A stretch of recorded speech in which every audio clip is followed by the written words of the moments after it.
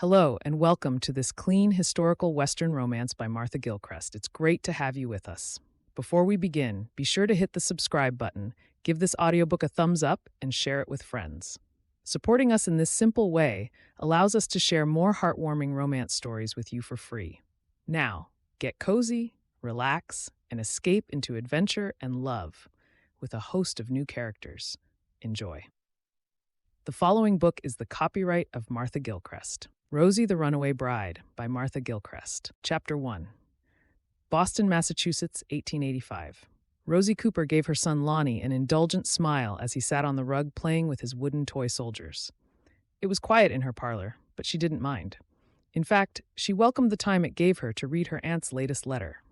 After checking that Lonnie was happy, she turned toward her mahogany escritoire and felt for the spring lock that opened the hidden compartment at the back of the top drawer.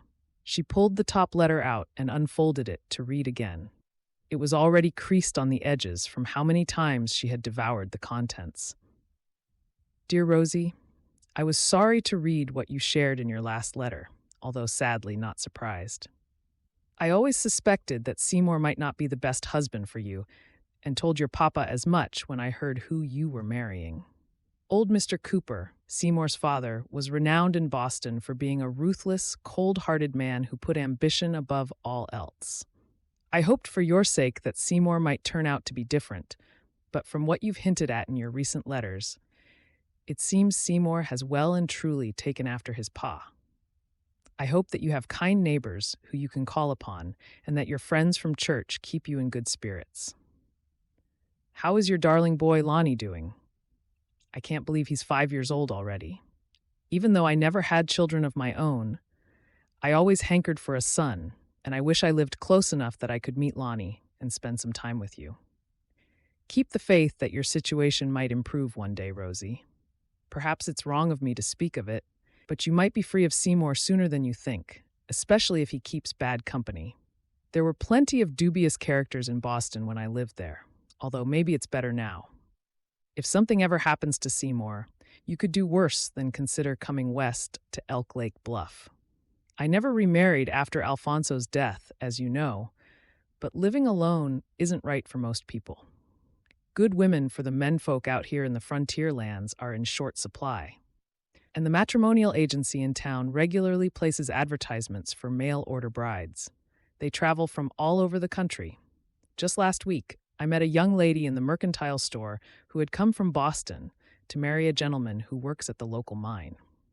Maybe you could do the same one day? Anyway, my dear, I'm getting ahead of myself. I mention it only to give you hope that you will be happy soon, and so you know I'm holding you in my prayers.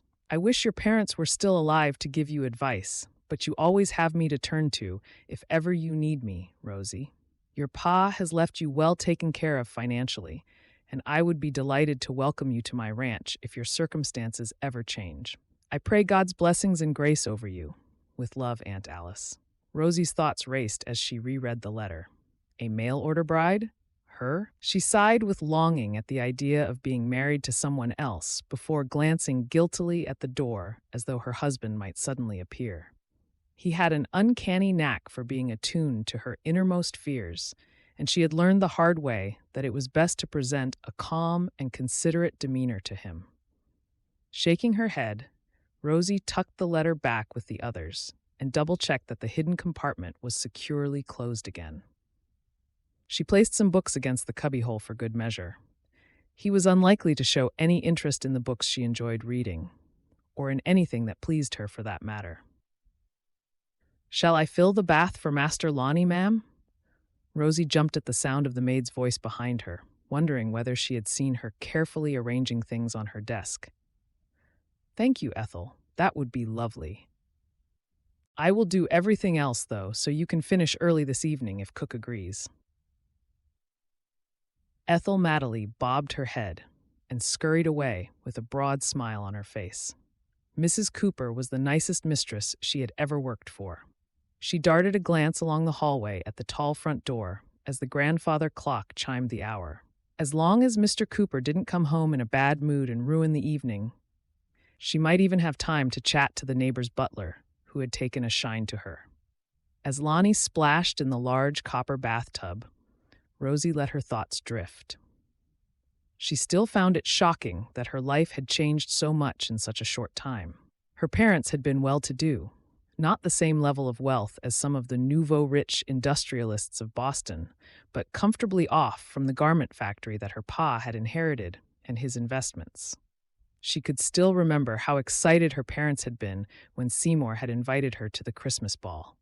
He couldn't have been more charming if he'd tried, and Rosie had been the envy of Boston's young ladies as word got around that he had swept her off her feet, and they were courting. "Let's get you dry now, Lonnie." Rosie held out a soft towel and wrapped her son up in it as he yawned sleepily. His curls were darker than her dark honey-colored hair. More like Seymour's, but he shared the same large brown eyes and dimpled chin as her, which pleased her. "Will Papa be home to say goodnight?" Lonnie yawned again, snuggling against her. "I'm not sure. Probably not," Rosie said quietly. She hated the way his eyes registered disappointment at such a young age, but secretly, she was glad that Seymour hadn't come home yet. She settled Lonnie into his bed and drew the heavy drapes. This had been her childhood bedroom, and she still had fond memories of her mama putting her to bed. "I'll be right here until you're fast asleep." Rosie brushed a kiss on her son's forehead before sitting quietly in the chair in the corner of his room. It was a routine they had gotten into since Lonnie had started having trouble falling asleep after Seymour had told him one time that if he misbehaved, he would send him to the orphanage in the middle of the night. And nobody would ever know where he had gone. Rosie's eyes darkened with hurt as she recalled Seymour's cruel threat to their son and how much he had changed since their wedding. She tightened her shawl, suddenly feeling chilled. A month into their courtship, her parents had been killed in a terrible accident when a tree had fallen on their carriage one stormy night, crushing them instantly. Seymour had been wonderful in her time of grief, taking care of lawyers' meetings about the business and easing the aching loss. When Rosie had suggested they should postpone their marriage, he had folded her in his arms and brushed her tears away, telling her that now, more than ever, he wanted to give her security and his undivided attention. Rosie had inherited everything, and he had shaken his head, pointing out that all sorts of unscrupulous people would probably try and take advantage of her newfound wealth. In the end, Rosie came around to his way of thinking, and they were married within weeks of her parents' funeral, even though the family lawyer had urged her to take her time. Their wedding had been a small affair because Rosie had no family left other than her aunt, who had long since headed west, and Seymour's parents had died years before. Lonnie's breathing was soon soft and regular, so Rosie stood up and tiptoed out of the room. On the landing, she paused to look in the mirror, lifting her hand to her cheek. Her face powder concealed the worst of the bruise, and she heaved a sigh of relief. Seymour didn't like to see the evidence of his temper. He told her it only served to remind him how often she did something to disappoint him and prove that she was a sorry excuse for a wife. As she glided down the wide staircase, Rosie's mind was filled with echoes from the past. Her papa had bought the generously proportioned house in a leafy suburb of Boston when she was only 2 years old. She had never imagined that her parents would die when she was only 18 years old, leaving everything to her. But the fact that she was financially taken care of had given her some comfort as she mourned their deaths. She knew it could have been so much worse. She could have ended up homeless or in the workhouse, like so many of the poor souls she helped with her charitable works. The sound of heavy footsteps outside the front door made her heart sink. Seymour was home. She felt herself growing tense as the door swung open and hastily pinned a smile to her face as she hurried forward to take his coat. For a split second, as Seymour stepped into the lamplight from outside, she was reminded of the man who had whirled her around the ballroom that fateful first night of their courtship. He was tall, with dark hair, and back then, he had seemed so intelligent and thoughtful. The cream of Boston society had made sure to have time to chat with him during the evening, the ladies looking enviously at Rosie over their fans and the gentlemen jovially discussing business opportunities. Clearly, he was well respected with a head for business. And Rosie had basked in the glow of her unexpected good luck that he had chosen her of all people to dazzle with his charm. But a few short months later, not long after their marriage, she had seen the heartless brute behind the veneer. In the years since their wedding, he had gradually changed in every way. His handsome face was now red-veined and jowly. The smile was replaced with a sneer, and he had the demeanor of a petulant child who was denied what he wanted. At first, she had mistaken his attentiveness for love and interest in her. But now, she knew it for what it was: jealousy and control. He had quickly put his name on all the documents for the house and her papa's business assets, insisting that he would take on the running of the garment factory. And then he had started to find fault with all her friends and acquaintances. The only thing he allowed her to do now was to attend church and do charitable deeds, which she realized was because it made him look good in the eyes of his business associates. But lately, things had gotten even worse. He had started staying out late drinking, and she had heard rumors that he frequented the gambling saloons on the rough side of town. No matter how much she pleaded with him to lead a modest life, he seemed determined to continue on a path of excess. It was almost as though it amused him to present a respectable front to his associates and save the worst of his whiskey-fueled temper for his wife and son. "Would you like dinner, dear? Or have you already eaten?" Rosie hung his coat up and gave him a hesitant smile. Seymour looked at her with suspicion. "Why are you looking so cheerful?" he demanded. "Have you been doing something you shouldn't? How do you think that's going to look to my friends and employees?" Rosie thought about her aunt's letter and felt suddenly emboldened. She was tired of living with a husband who never had a kind word to say. "Don't you mean Papa's employees?" she retorted. It was his business. Faster than a striking snake, Seymour strode forward and gripped her arm. "You'd be nothing without me, Rosie, and it's about time you showed me some respect. Your father was barely keeping the business afloat." "It's only because of my connections and good standing in Boston that I managed to turn the place around and make it profitable again." Rosie lowered her gaze, immediately regretting that she had spoken out. I'm sorry, Seymour. You're right, and I'm grateful for everything you do." Seymour's eyes narrowed. "Has that wretched aunt been writing to you again, filling your head with ideas above your station?" No, we're not in touch at all anymore. You know that." Rosie hoped the tremor in her voice wouldn't give her away and that the Lord would forgive her lie. When she and Aunt Alice had started corresponding after losing her parents, she had eagerly read the first few letters aloud to Seymour, happily relaying stories from the ranch. But he had taken an instant dislike to her. "Well, good, because she's a bad influence on you, Rosie. You said she was the black sheep of your family and caused a scandal with her ridiculous notions of being a frontier woman.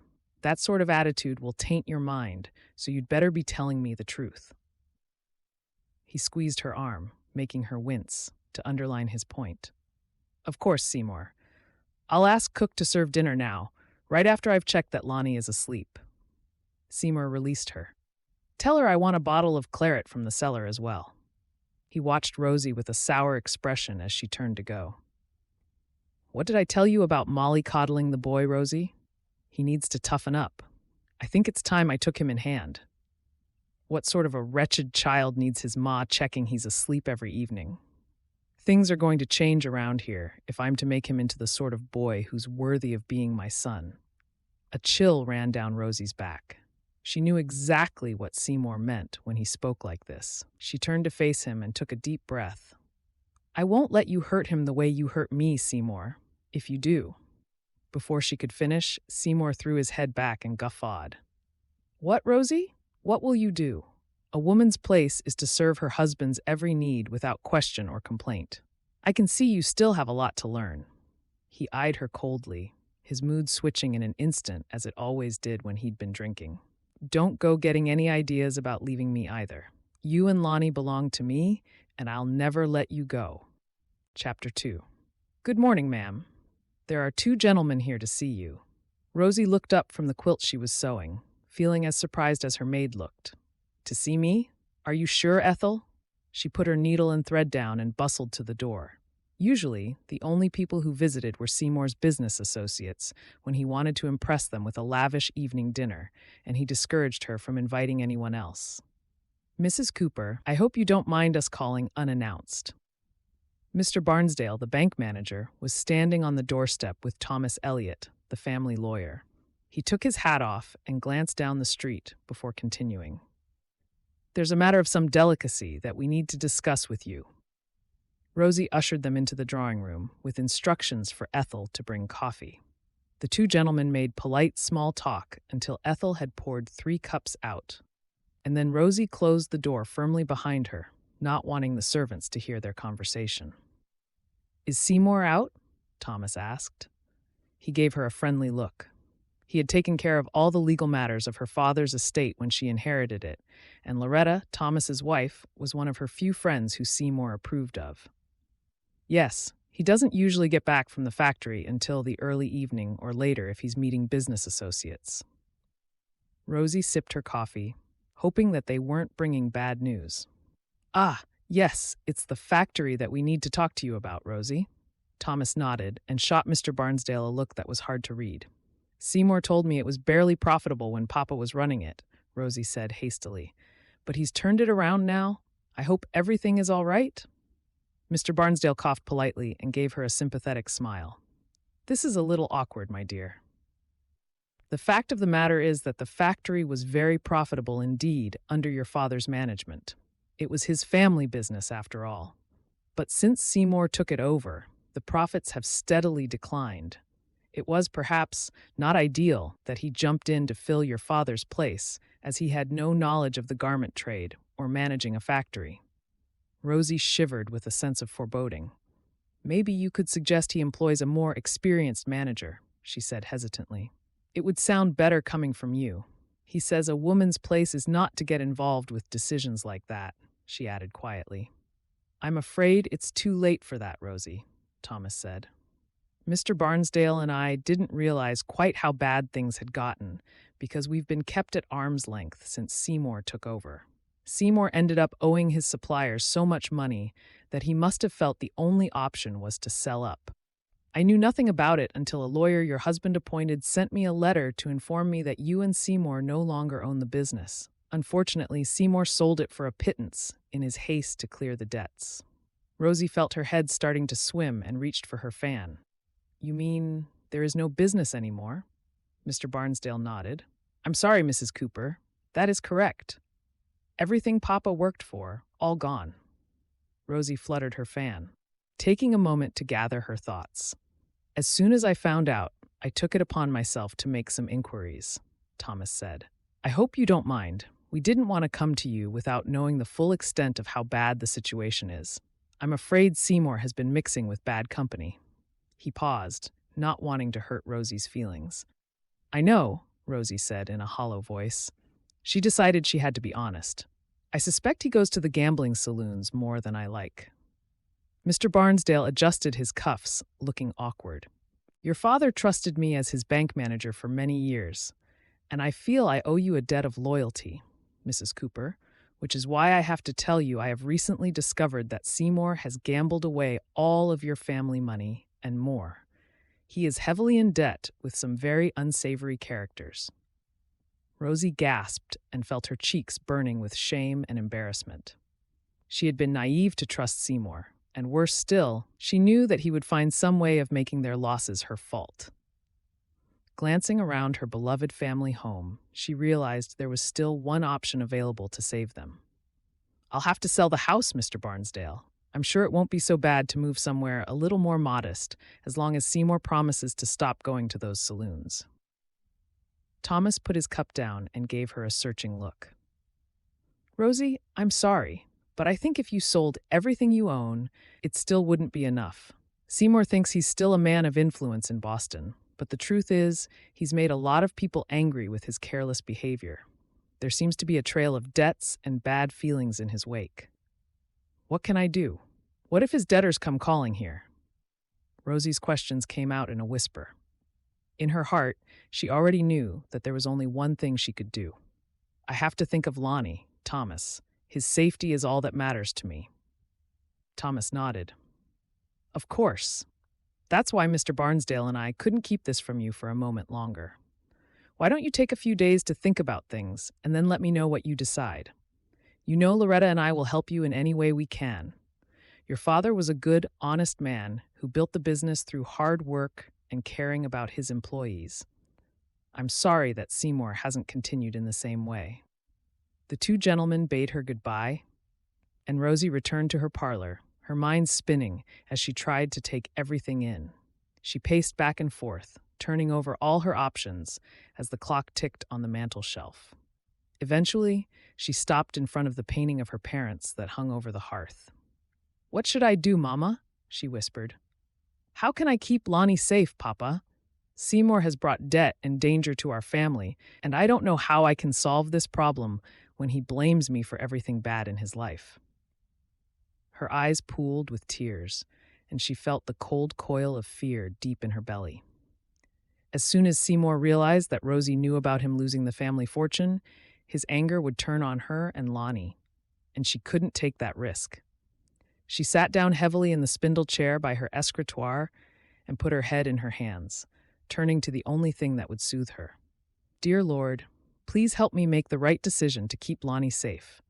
I know marriage is a binding contract for the rest of our lives, but Seymour hates me, and I'm afraid of what he might do to our son. I beg of you, O Lord, to give me the guidance and wisdom to make the right choice. I surrender myself to your love, God, and pray that you will forgive my sins and show mercy on us. Amen." As Rosie slowly opened her eyes again, her gaze fell on the cubbyhole where she knew Aunt Alice's letters were. Suddenly, she felt a sense of peace and certainty wash over her. As soon as she got the chance, she would take Lonnie away from Seymour, somewhere different in Massachusetts. She would find live-in work somewhere that allowed her and Lonnie to live quietly. And then, maybe sometime in the future, when she had gotten over this episode in her life, she might even take Lonnie to Elk Lake Bluff in Oregon, where her aunt lived. "I just have to bide my time and wait until we can escape, and then hope he'll forget about us." The thought filled her with trepidation because she knew that if Seymour ever tracked her down, he would probably kill her. Later that day, Rosie held her breath as she pressed her ear to the door of Seymour's study. His snores were loud and guttural, which told her that he was in a drunken stupor. She had asked Ethel to top up the large whiskey decanter in his study and ensured there was a new bottle of claret open when they sat down to dinner earlier, and true to form, he had already been at the saloon anyway. She gave a grim smile of satisfaction. For once, his predictable behavior of drinking himself into oblivion had worked in her favor. At one point, she had wondered how she would get through the evening. She was sure her worry and terror following the earlier revelations from Thomas and Mr. Barnsdale must be written all over her face. But Seymour had been too busy grumbling about how extravagant she was with the housekeeping money to question why she barely touched her food. Rosie tiptoed back upstairs. Moving quickly, she pulled the carpet bag she had already started filling out from the back of the closet. She added a few final items. Her favorite books, the jewelry her mama had left her, and the last few pieces of clothing that she felt would stand her in good stead for whatever life might hold for her. Seymour didn't like her to have her own money, but she had emptied the housekeeping tin into her reticule and taken the silver napkin rings to sell if needed, hoping they might go unnoticed for a few days. Next, she crept along the hallway and gathered Lonnie's clothes and a few of his favorite toys into a separate bag. Trying not to wake him, she lifted him out of bed and into her arms. She could barely carry him in the bags, but knew it was imperative that Lonnie should stay asleep until they had left the house. He would be full of questions, and she couldn't risk one of the servants waking up to see what was happening, or worse still, Seymour. "Almost there," she whispered to herself. Although it felt like a wrench to walk away from the family home, she knew there was no point wishing she could stay. From what Thomas had told her earlier, the house was as good as no longer hers anyway. She navigated the stairs as softly as she could, taking care to avoid the spots that might creak. The snoring was still loud and steady, giving her hope that Seymour would stay fast asleep until the morning. She lowered her bags to the floor, remembering that she had one last thing to do. Easing her parlor door open and praying that Lonnie would stay asleep, she reached into the back of her escritoire and her fingers closed around Aunt Alice's letters. She pulled them out and stuffed them into her cloak pocket. Even if she wasn't going to Elk Lake Bluff for some time, she didn't want him to know that she had continued writing to her aunt. He had never asked her exactly where Alice had moved to, and the thought that there was a place in the distant wilderness of the western frontier where they could potentially hide from Seymour in the future if they needed to gave her a hint of optimism. Leaving her parlor, Rosie glanced around her home one last time. She felt a pang of regret that she had not been able to say goodbye to Cook and Ethel. But she would write to Mr. Barnsdale and tell him to give them a suitable settlement and a good reference to get another job. She pulled her cloak hood up and wrapped Lonnie's blanket tighter around him before picking up her bags. Stepping out into the dark, windy night, she looked back again. I'm doing the right thing for Lonnie and for me. This is my only chance to escape before the debtors come calling. If I don't go now, I'll never escape from Seymour's violence. There's nothing left for us here. She stumbled to the end of the street and hailed a passing hansom cab. It's late to be out with a child, ma'am. The driver tipped his cap and bundled her luggage into the back before helping her up. In the lamplight, he took in her stricken expression and then gave her a nod of understanding. Tell me where to, ma'am, and I'll speak no more of it if anyone inquires. Wisteria Square, please, as quickly as you can. Rosie held Lonnie tighter and stared resolutely forward as the horse strained against the traces, taking her away from everything she had ever known. Don't be silly. Of course we don't mind you coming here, Rosie. Mrs. Fritz, our housekeeper, said that Lonnie is already fast asleep again in the guest bedroom. Please have a drink of sherry to steady your nerves. Loretta Elliott gave her friend a reassuring hug, and Thomas nodded in agreement from his armchair by the fire. After what you told me earlier today, Thomas, I knew I couldn't stay at home another night. It would only have been a matter of time before Seymour found out I knew, and then... Rosie lowered her gaze, not wanting to describe how her husband would react. You don't need to say any more, Loretta said softly. I told Thomas some time ago that I suspected Seymour was violent in your marriage, and we both agreed already that we would do whatever we can to support you. Rosie felt her anxiety slowly subside as the sherry warmed her, and she sat on the sofa next to the hearth. He was fast asleep in a stupor from drinking whiskey again, so I seized the opportunity to get Lonnie away from him. She looked into the flames with sadness etched on her face. I only took what I could carry in those 2 carpet bags and the housekeeping money, but I'm determined to make a new start. If I may stay here for a few hours and then be on my way before dawn, that would be very helpful. You must stay as long as you need, Loretta said quickly. Rosie smiled and then shook her head. You don't know what he's like. He'll realize I've brought Lonnie here and come looking for us as soon as he sobers up. He won't take no for an answer, I'm afraid. I will have to see about finding a live-in job somewhere out of the city. Thomas stood up and threw some more wood on the fire. The man's a heartless brute.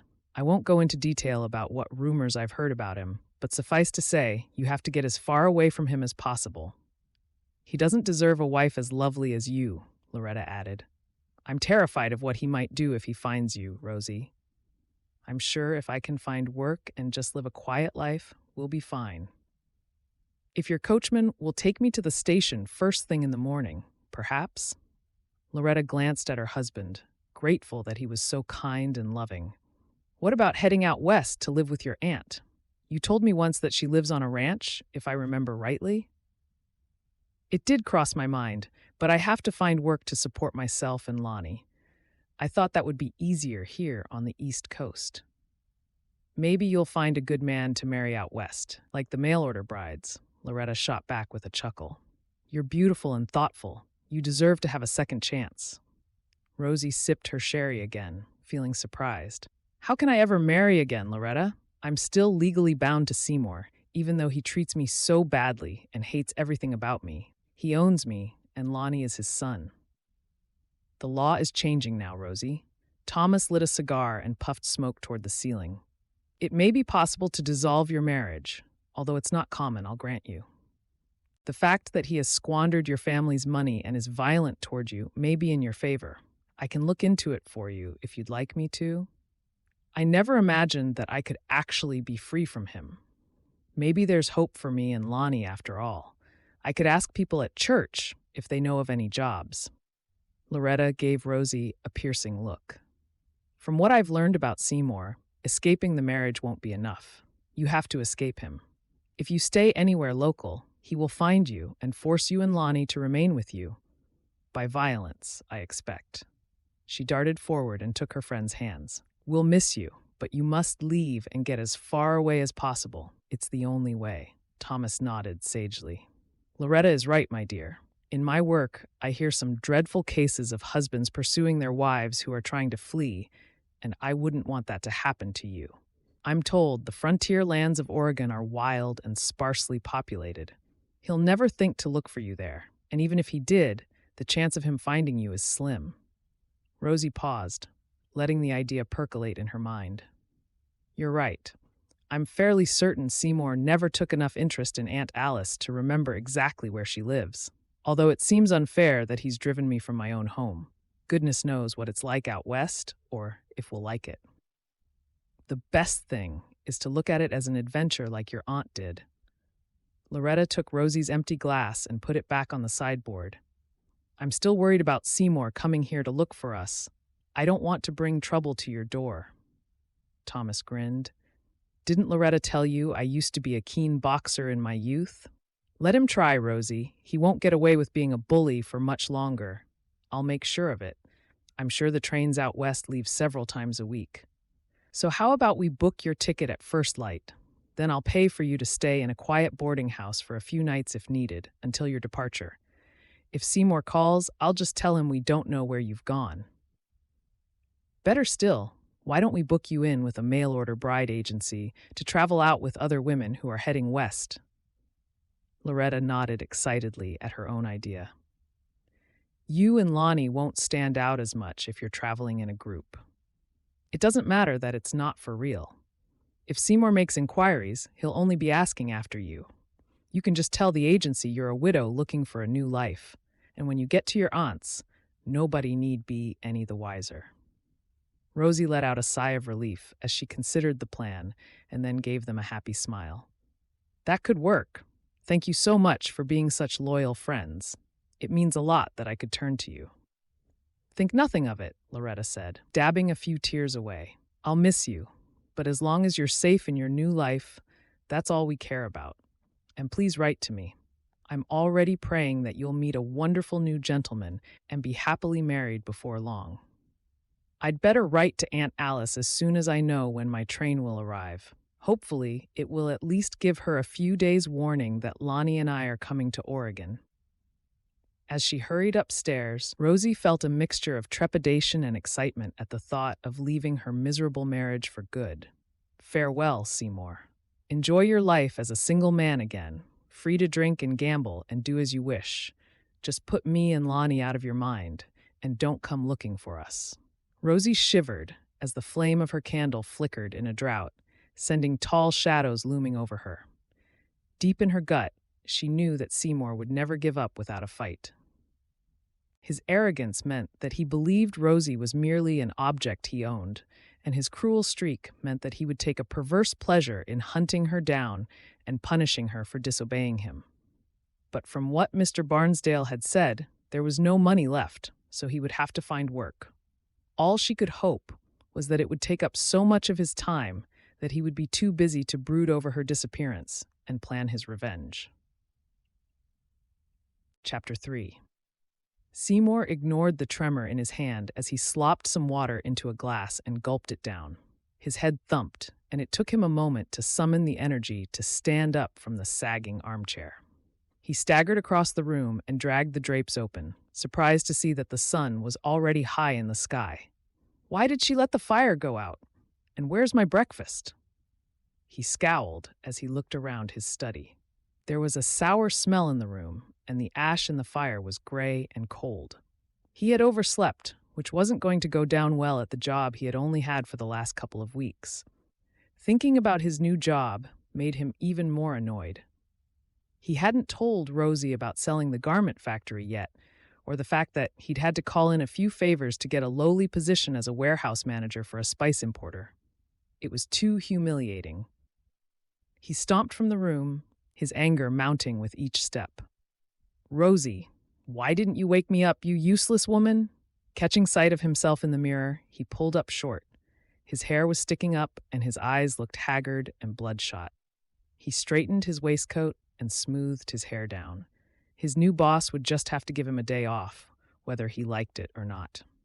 The smell of fresh coffee wafted from the kitchen, and he strode in, determined to find out what was going on. "Where's my wife?" he demanded, making Cook jump.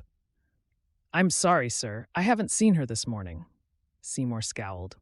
"Did nobody think to wake me up? As the master of the house, is it too much to expect breakfast on the table at 8 o'clock sharp, or am I paying you for nothing?"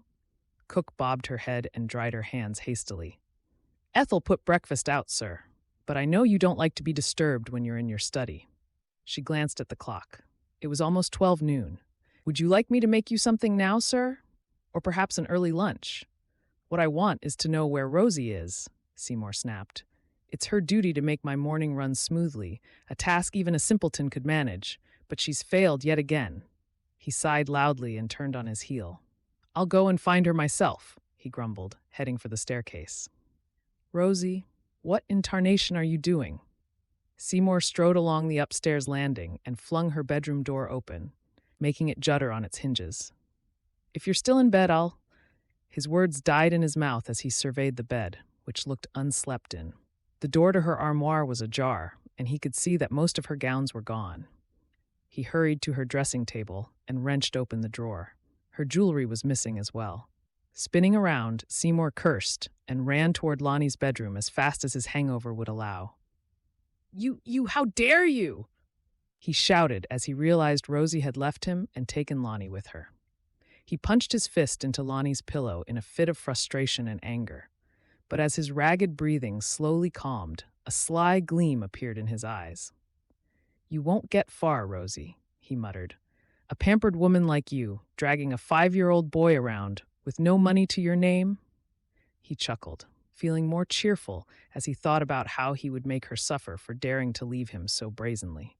All it would take was a few discreet inquiries, and he would have her right back where she belonged.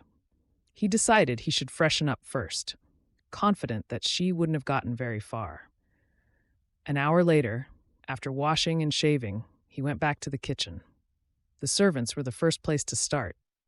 "Unless you want to be out of a job with no reference, I suggest you tell me everything you know," he said coldly to Cook after demanding to know where Rosie had gone. "I'm sorry, sir. I promise it's as much of a surprise to me as it is to you. Mrs. Cooper didn't say anything to us at all." Seymour turned to look at Ethel, who was looking at the floor, not meeting his gaze. He grabbed her shoulder, forcing her to look up at him. "And you, Ethel? What do you know about all this? I've seen you skulking around in the hallways, listening at doorways. Has anything unusual happened in the last few days?" Ethel blanched under his steely gaze. "2 gentlemen came to visit yesterday morning, sir." Seymour's eyes narrowed. "Who?" he snapped. "A Mr. Barnsdale and Mr. Elliot," she stuttered. "They had coffee in the drawing room with Mrs. Cooper, sir. That's all I know."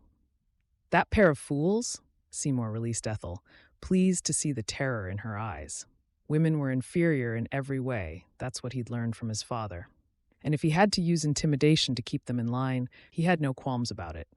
His lip curled up into a sneer. "Make sure this evening's meal is something I'll enjoy. I have a feeling I'll be in excellent spirits by then." An hour later, Seymour bounded up the steps of Thomas and Loretta Elliott's grand house and rapped on the door with his silver-topped cane. Their butler opened it, and he pushed straight past into the elegant hallway. "I need to see Mr. Elliott immediately." The butler nodded. "I'll see if he's available, sir." While he waited impatiently, Seymour strolled around the hallway, looking at the silver ornaments and ornate paintings with a surge of envy. Their wealth was understated but tasteful. I should be living in a house like this instead of chasing my disobedient wife about town. The thought put him in a bad mood again, as he ignored any glimmer of self-awareness that it was his gambling that had caused their financial ruin. "Seymour, my butler says you need to see me?" Thomas Elliot gave him a cool look, not shaking hands.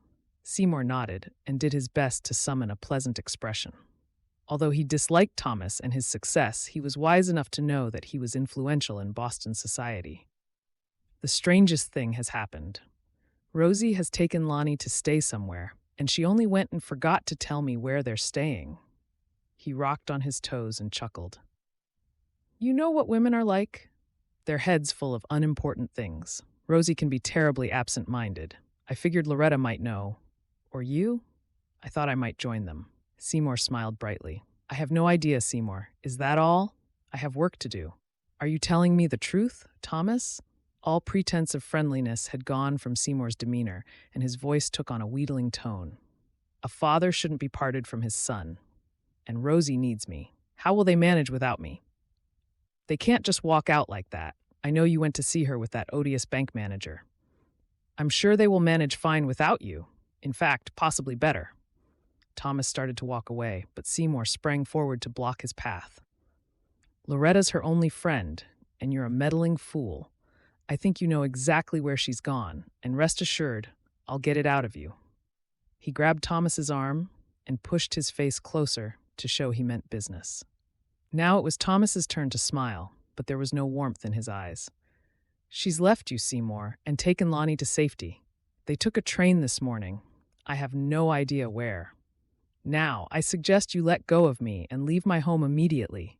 You should be grateful that Rosie hasn't told the police about your behavior." "I won't be told what to do by you," Seymour spat.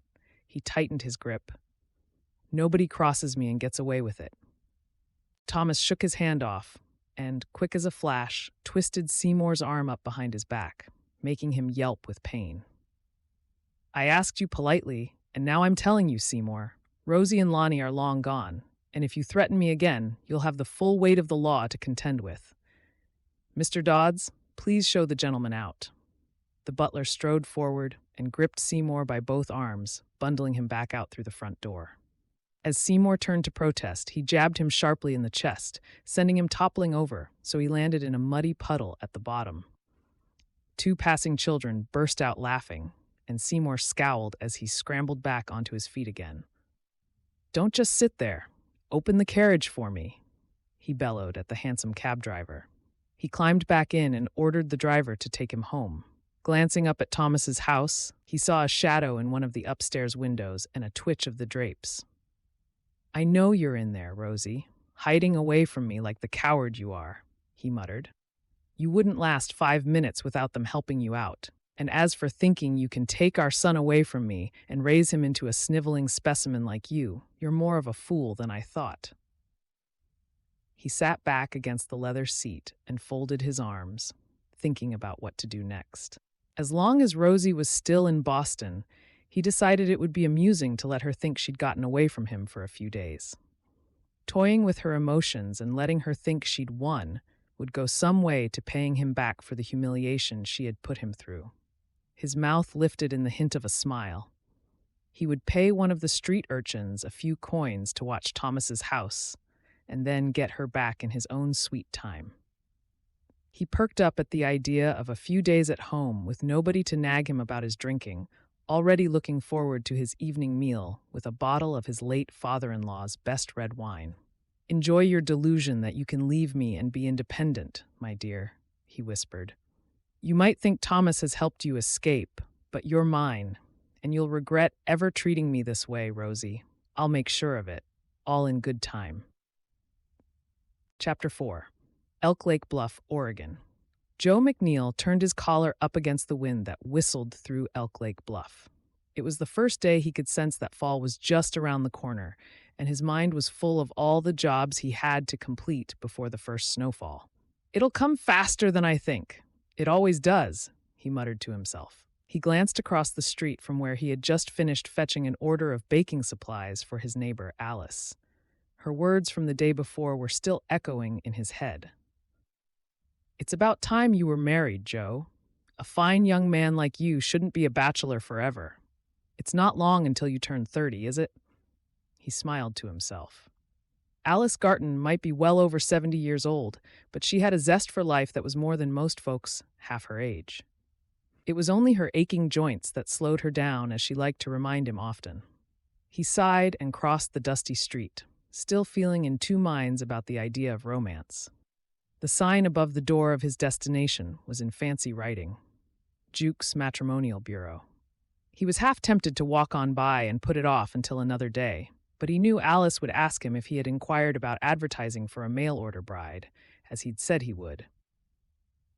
Two matronly old ladies bustled past, giving him coy smiles when they saw where he was headed, and he felt his face getting hot.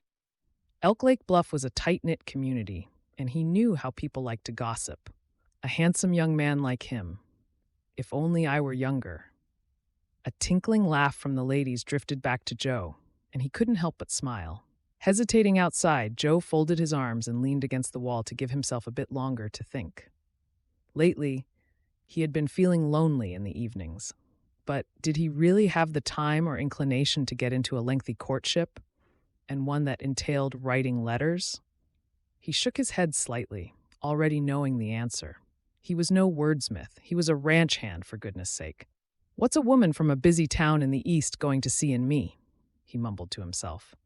Lost in his thoughts, he didn't notice that the door next to him had opened. "Can I help you?" Mrs. Jukes smiled up at him and gestured to her office beyond. "How about you come on in out of this wind? You're Mr. McNeil from next door to Alice Garton's place, aren't you? She said you might be dropping by." She placed a soothing hand on his arm as though he were a nervous colt who might bolt at any moment. Joe coughed awkwardly, feeling as though he'd been caught out. Mrs. Jukes was a good-looking woman, but not in a style that was to his taste. Her satin gown left nothing to the imagination, and her blonde ringlets were more suited to someone 10 years younger. But Alice had assured him that her heart was in the right place, and she took great pride in being the best matchmaker in the district for her hopeful clients. I was wondering about placing an advertisement." Joe could feel himself starting to blush. This wasn't how he imagined romance should be. "I mean, I'm thinking about it. I'm not sure if it's the right time to be getting into writing lots of letters, not with winter coming. That's what you have to do with these mail-order brides, ain't it?" He edged through the door off the street, but left it open behind him. Mrs. Jukes bustled toward her desk. "Most of the gentlemen who place an advertisement do like to exchange letters with their intended dord for a few months, yes, but it doesn't need to be a laborious process." She shot him a sympathetic look. "I get a lot of ranchers and miners, busy men just like you, Mr. McNeil. You might be surprised to discover you'll look forward to writing to the lady you pick." The weeks soon fly by. Before you know it, you'll have a fiancé coming west to keep you company on the long, lonely evenings and to share your life with and have a family of your own. "So, shall I place your advertisement in the newspaper next week?" Joe grinned nervously. He had to hand it to Mrs. Jukes. She knew exactly how to paint a picture of the sort of future he'd been daydreaming about lately. But he hadn't expected things to happen quite so fast. "Maybe I should think about how to describe myself and the sort of lady I'd like to meet over the next few weeks, and then come back to you when I'm in town." He glanced toward the door. "Oh, it will only take us a few minutes," Mrs. Jukes replied. "I just need to take a few details, and I can write it for you." She reached for a fresh sheet of paper and looked at him expectantly. "It's best to do it now. If we have a bad winter, you might have to wait until spring before the ladies can travel west. Let's place the advertisement at least so you can see who replies. Remember, you're not under any obligation to write back to them." Suddenly, the sound of jeering and shouting rang out from further up the street. Joe frowned. It sounded like drunken men from the saloon, and unless he was mistaken, they were taunting someone. "I have to go, Mrs. Jukes. I left Reuben looking in the mercantile store, and I don't want him getting mixed up in any trouble." "Of course." Mrs. Jukes hurried to the doorway to peer up the street. "I'm sure the sheriff won't let things get out of hand, but you can't be too careful." She darted back to her desk and grabbed a folded newspaper, handing it to him. One of my acquaintances in Boston places advertisements on behalf of young ladies looking to come out west. Why don't you have a look and see if anyone catches your eye?" Joe thanked her and stuffed it into his coat pocket. "Thank you, ma'am. I'll call in again sometime soon." He tipped his hat and hurried away, breaking into a jog when he saw what he most feared. "Come on, Sonny. Put your money on the bar and behave like a real man." A rough-shaven cowboy threw his arm around Reuben Dale's shoulder and tried to push him into the saloon. "You can buy me a whiskey while you're at it." "He'll never be a real man," another cowboy shouted with a hoot of laughter. "He isn't right in the head. Likes birds and animals more than people, like a sissy girl. Ain't that so, Ruby Reuben?" The two men flanked Reuben, both swaying from the amount they had already drunk. I don't like the saloon," Reuben stuttered. "It's too noisy, and my money is to look after my animals, not for drink." He tried to prise the men off him, but they just gripped his shoulders tighter. "Oh, Cody, did you hear that?" It's too noisy for his delicate ears. The man's voice had turned sharp with irritation. "He thinks more of his animals than the folks who have known him all his miserable life. Now, come and buy us a drink, Sonny, or else." Before the man could say anything more, he found himself face to face with Joe. "Let him go, Brad. You two should know better than to speak to Reuben like that." Joe's voice was casual but firm. "We're just having a bit of fun, Joe. You should try it sometime."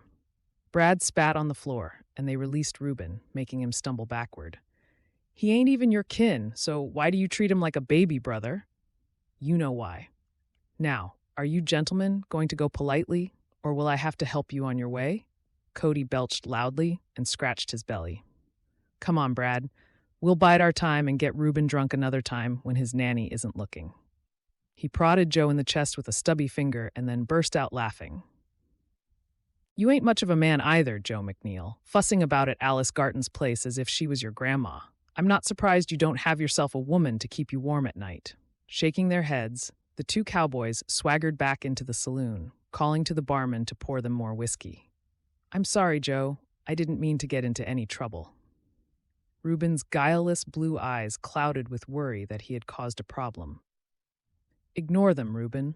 They're just a pair of drunken fools." Joe smiled at the 13-year-old boy who was like a son to him. "Let's go and fetch the supplies you need for your chickens, and then we'll head home, shall we?" The rest of their outing passed without incident, and half an hour later, Joe unhitched their horses, ready to leave. "Joe," the postmaster hurried toward them. "There's a letter for Alice. Will you give it to her for me, please?"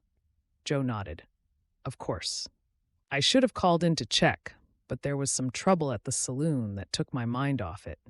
He tucked the letter into his saddlebag, and they trotted westward, heading for home. "Why were those men angry when I said I didn't like the saloon, Joe?" Reuben's expression was still troubled, and Joe felt a pang of guilt that the boy had been on the receiving end of the cowboy's ignorant behavior. "Some men like to throw their weight around and pick on people who they think are weaker than them," Joe said, choosing his words carefully. "If someone is a little bit different, instead of accepting them for who they are, they want to force them to their way of thinking." Reuben nodded, trying to understand. "So they were cross because I like to take care of sick animals?" He still looked puzzled. Joe chuckled. "Uh-huh. Kinda silly, ain't it? They're not the sort of men I'd bother being friends with, Joe. But in a small town like this, we have to get along. Hopefully, they'll come to their senses when they sober up." They trotted on for a moment in companionable silence. "It's best we don't mix with folks like them too much, though. Some people like to make themselves feel important by putting other people down, and I'm not going to let them do that to you," Reuben grinned. "Thanks for looking out for me." "That cuts both ways, Reuben. We look out for each other, don't we? Especially working the ranch together. Your parents would have been very proud of you." Joe let his thoughts drift over the last few years as the horses carried them along, side by side. He had come to work at Oakdale Ranch almost 14 years ago, barely older than Reuben was now, when the orphanage he'd grown up in had said it was time for him to make his own way in life. Mr. and Mrs. Dale had been kind employers, treating him like family, and Joe had flourished in their care. The year after he arrived, Laura Dale had had a difficult time bringing Reuben into the world. She had gone into labor early, on a winter's day when the ranch lay blanketed in snow, and Edward had paced back and forth with worry etched deep on his face. As Reuben had grown older, it became apparent that his early arrival had left an impact. He was a gentle, softly spoken boy, but when it came to book learning, it was more than he could manage. "The boy is simple and always will be," the doctor had declared when Laura had expressed her concern. At first, Laura cried. But when Joe said that he had noticed Reuben had a rare affinity with birds and animals, they realized that the Lord had blessed Reuben in different ways. He might stay childlike or never marry, but he could live a rewarding life on the ranch, where his strengths lay. And then, 3 years ago, everything changed again. Laura and Edward had both died within weeks of each other from typhoid, leaving Reuben an orphan. Much to Joe's surprise, a lawyer had arrived at the ranch a week after their funeral, explaining that Mr. and Mrs. Dale had left instructions that Joe was to inherit the ranch, on the understanding that he would always take care of Reuben. "Laura and Edward told me they thought very highly of you, Joe," the lawyer said over a steaming cup of coffee. "In fact, they told me you felt as much of a son to them as Reuben, which is why they trust you to take care of him and do the right thing keeping the ranch going." Joe could still remember how shocked he had felt, but also grateful for the chance that Mr. and Mrs. Dale had given him to make something of Oakdale Ranch with Reuben. "One more thing," the lawyer had added. "They asked for you to continue helping Alice Garton next door if Stony Creek Ranch gets too much for her to manage alone." "I wouldn't have it any other way," Joe had said. And it was true. Alice was a good neighbor, and she cared as much for Reuben as he did. They made a strange sort of group, his elderly neighbor and his employer's son, but Joe was in no doubt that they were as close as any family, even if they weren't related by blood. Glancing across at Reuben now, who was smiling as Alice's ranch came into view, Joe knew he would always defend Reuben against the cruel taunts and thoughtless comments that he sometimes experienced in town. And if he had to put his promise to look after Reuben and Alice ahead of his hope for romance and a marriage of his own one day, then that was what he would do. "I thought I heard the sound of horses." Alice Garton had already hobbled out to her veranda as Reuben and Joe trotted up the track. "You timed that well. I've got beef stew on the range, and I just put some bread in the oven to bake." Joe jumped off his horse and led it to the nearest barn. "That'll give Reuben and me time to feed the cattle," he said cheerfully. "Did you get everything you wanted in town, Reuben?" Alice smiled fondly at him. "I sure did. I got some nails from the hardware store to make new coops for my chickens and to mend the pig pens, and Mrs. Scott at the mercantile gave me a bag of lemon drops." He pulled them from his pocket. "I promised her I would share them with you and Joe." Alice shook her head. "You enjoy them, Reuben. You've worked hard helping me with the apple harvest, so I reckon you deserve them. I've made apple pie for dessert. I figured you'd both be hungry." Joe joined Alice on her veranda, waiting until Reuben was out of earshot. "Cody and Brad Franklin were making trouble in town today," he confided. "I worry about Reuben, Alice. Now that he's getting older, some of the men treat him mean, and he's too innocent to know what to do. What if I'm not there to protect him one day?" Alice nodded slowly. "You're doing the best you can, Joe. It's not fair to keep him on the ranch all the time. Most folks in town are kind to him. As for the others, well, I guess we'll just have to pray that he doesn't come across too many of them." She shook her head slightly. "Cody and Brad, huh? Let me guess. A belly full of whiskey made them brave, did it? I remember when they were whippersnappers, and I'll be having words with them next time I go to church. Their ma wouldn't have allowed them to be so mean if she was still alive." The thought of the diminutive Alice taking on the Franklin brothers made Joe chuckle. He knew that many of the drunks in town had suffered the sharp edge of her tongue when they stepped out of line, and he figured the brothers would likely be more considerate the next time they saw him and Reuben. "You got another letter," he said, handing it over. Alice looked surprised. "So soon?" she muttered. She opened the envelope and pulled the sheet of paper out. Well, well, Rosie has decided to visit me, and she's bringing Lonnie too." Her eyes twinkled with anticipation. I'm going to get on with feeding the animals before it gets dark. See you later." Joe pulled on his leather gloves as he saw Reuben loading his fork with hay in the barn. "She's arriving on the train early next week. Would you be kind enough to fetch them from the station, Joe?" "Sure I can. I ordered some timber from the lumber yard so I can take the wagon and pick it up at the same time." "Wonderful." Alice looked down at the letter again, as though she was about to say more, but then changed her mind. "I almost forgot to ask," she said casually. "Did you place your advertisement for a mail-order bride with Mrs. Jukes?" "I went to her office," Joe mumbled, striding away. Alice watched him go and sighed with exasperation because it was her heartfelt wish to see him settled and married before too much longer. But the fact that he hadn't answered her question properly meant he was likely still dithering about trying to find a wife. She tucked Rosie's letter into her apron pocket with a troubled look on her face. "I'm happy to know that you're heading west, Rosie, but I have a bad feeling it's because that husband of yours has finally done something terrible." Calling to her dog, Luna, Alice hobbled back inside. She had a lot to get ready before Rosie and Lonnie's arrival, but she was pleased that Rosie had taken her up on her offer. The vast expanse of the western frontier was the ideal place for a woman to disappear, should she need to. Chapter 5. Elk Lake Bluff, Oregon. Rosie tightened her grip on Lonnie's hand as they stepped off the train at Elk Lake Bluff, wondering for the 100th time whether she was doing the right thing. Everything felt strange and different, even the weather. When they had left the anonymous shelter of the boarding house Thomas had paid for them to stay in, it had still felt hot and humid in Boston, the tail end of summer. But now they had reached Oregon. There was a crispness in the air, and she tightened her shawl against the brisk wind. A few of her fellow passengers also disembarked to stretch their legs, but many of them had gotten off at the larger towns they had already passed, waving goodbye to the temporary friends made on their journey.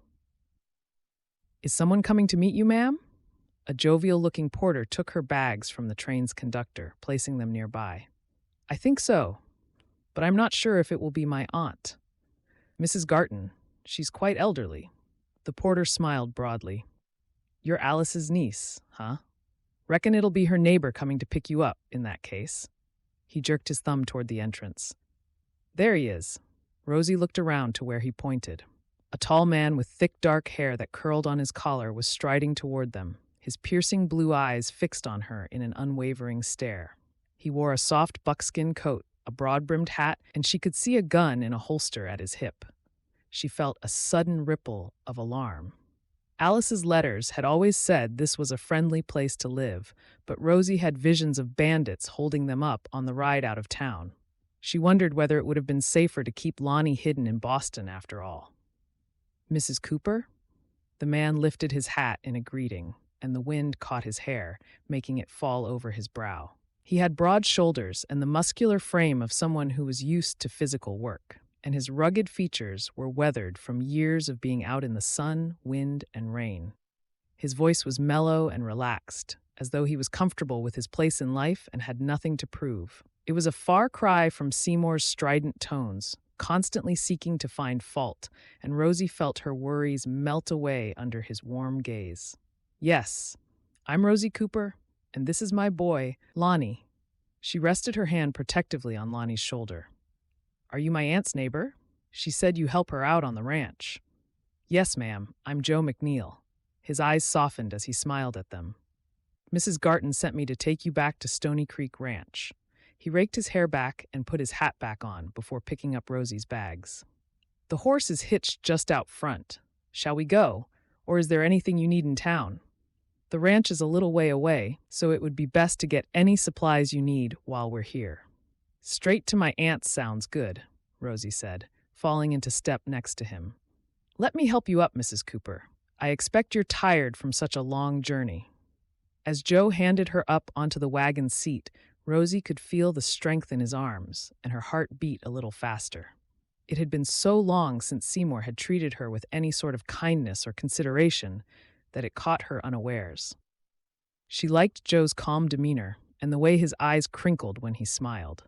She blushed slightly as the sun caught his face, revealing his rugged good looks before hastily telling herself that she mustn't think that way. I'm still a married woman. I still belong to Seymour. The thought felt like a hard lump of ice in her heart. She could not and must not look at other men. Rosie clenched her hands in her lap, determined to ignore the unexpected bolt of attraction she felt toward her aunt's intriguing neighbor, no matter how thoughtful he was to her and Lonnie. "How's my Aunt Alice?" Rosie asked. Joe picked up the reins and clicked his tongue, urging the horse forward. "Alice is well, but her joints get stiff more often than she would like. She's quite something, though. Not many women would have done what she did, running her ranch single-handed for all those years." His voice was full of admiration, which only made him even more endearing to Rosie. "She told me in her letters that you help her out. That's very kind of you." Joe shrugged with a grin. "It's just what neighbors do around here. She's always looked out for us, so in return, we enjoy helping her out." "We? You mean you and your wife?" Rosie felt unexpectedly disappointed. "Nope, me and my brother Reuben. Well, he's not my kin, but I think of him as a brother. I worked for his parents since way back, and when they died from typhoid, they left me the ranch and asked me to care for him." "You sound like a busy man, Mr. McNeil. So thank you again for taking the time to pick us up." "Call me Joe," he said easily. "And like I said, that's just what neighbors do in these parts. Ranching can be tough, so we have to help each other out, Mrs. Cooper." Rosie frowned at the reminder of being a married woman. "Please call me Rosie. Just plain Rosie will do me nicely." "So, what do you think of Elk Lake Bluff?" Joe gestured to the wide, dusty streets that were lined with all the different businesses of a small but thriving frontier town. "The place is growing fast, like most of the frontier towns, but I guess it's a little different from what you're used to." Rosie twisted in her seat to look at the clapboard dwellings. She had already noticed that there seemed to be a good selection of different businesses that would cater to what most people would need. Although she had to admit it did look very different from the smart stone buildings and the multitude of stores that lined Boston's streets. "It looks nicer than some of the places the train stopped at on the way out here," she said diplomatically. "It looks like people are quite friendly," she added after a moment. She noticed the way that families stopped to chat to each other at the side of the street, and several people had waved a greeting to Joe, eyeing her and Lonnie curiously. "I hope they won't want to know everything about us." The thought left her feeling conflicted. She had been prevented from making new friends by Seymour for so long that she wondered if she would even remember how. "Uh-huh. Someone told me once that you can walk down the streets of a big town like Boston and nobody knows you or says hello. It sounds like a strange way to live, if you ask me," Joe said. Rosie turned to look forward again. They were already on the edge of town, and she admired the neat gardens and picket fences.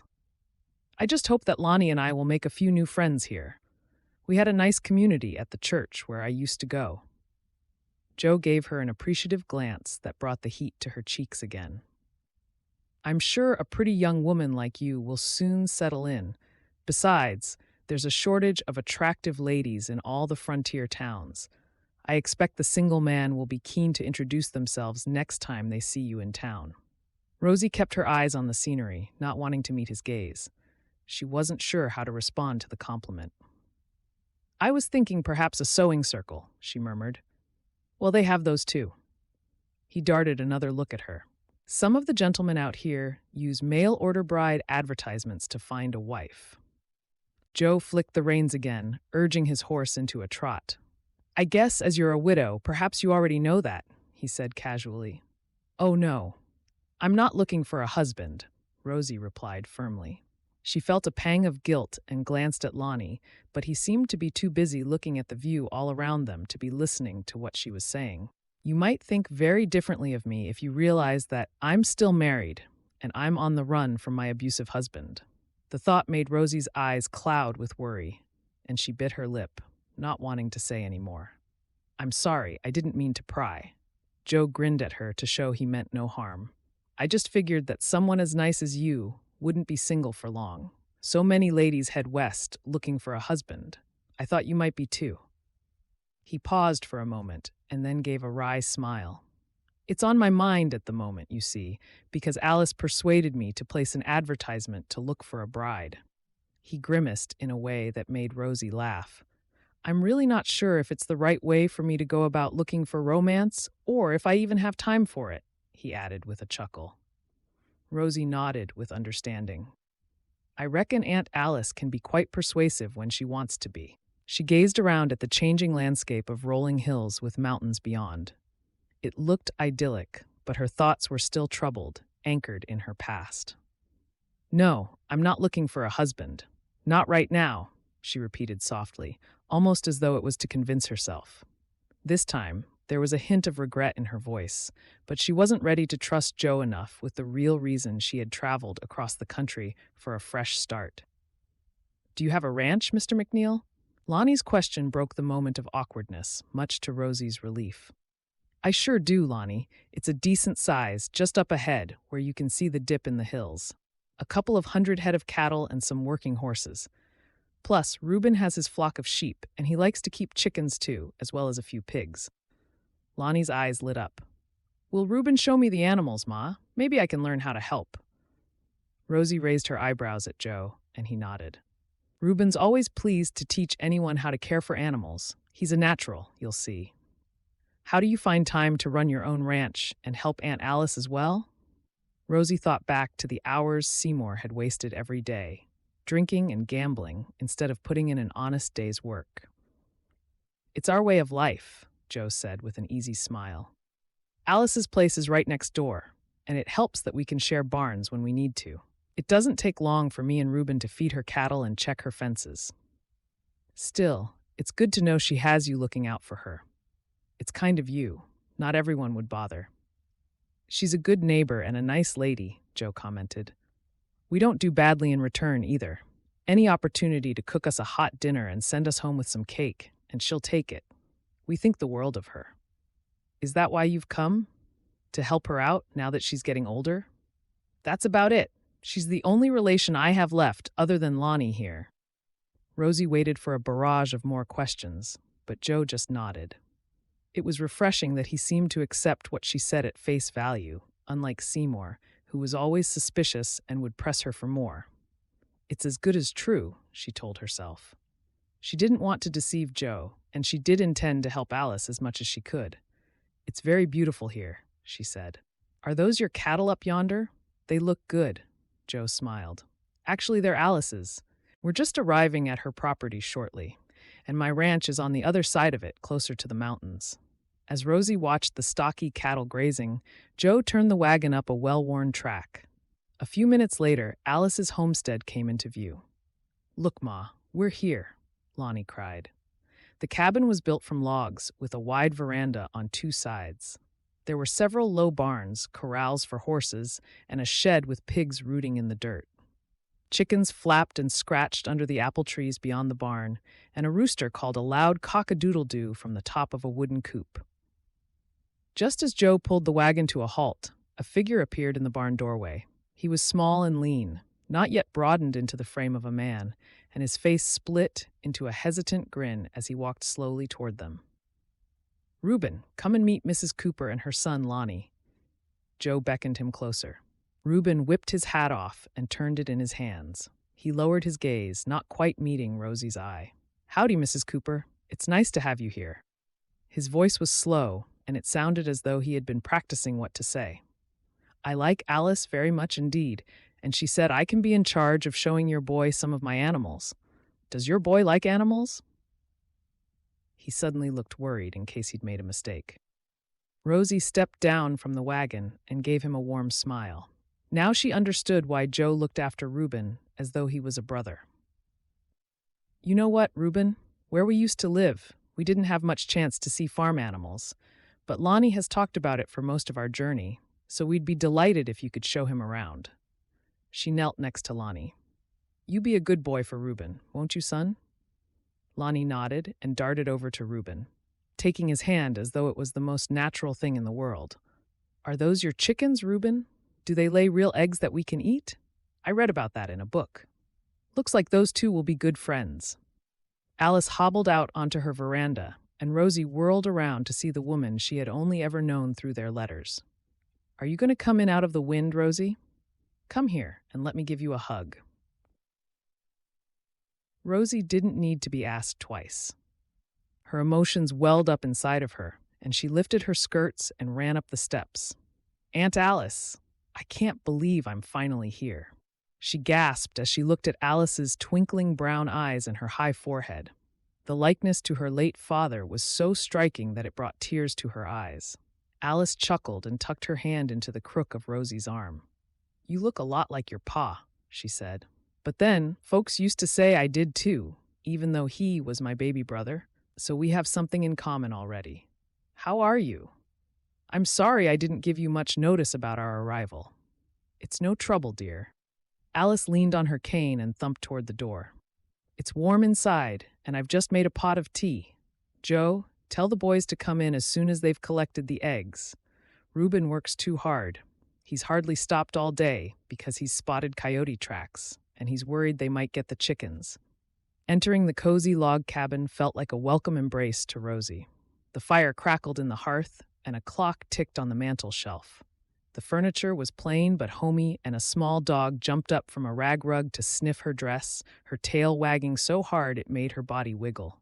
"Luna likes you, so you've gotten the seal of approval," Joe said with a laugh behind her. "Where would you like the bags?"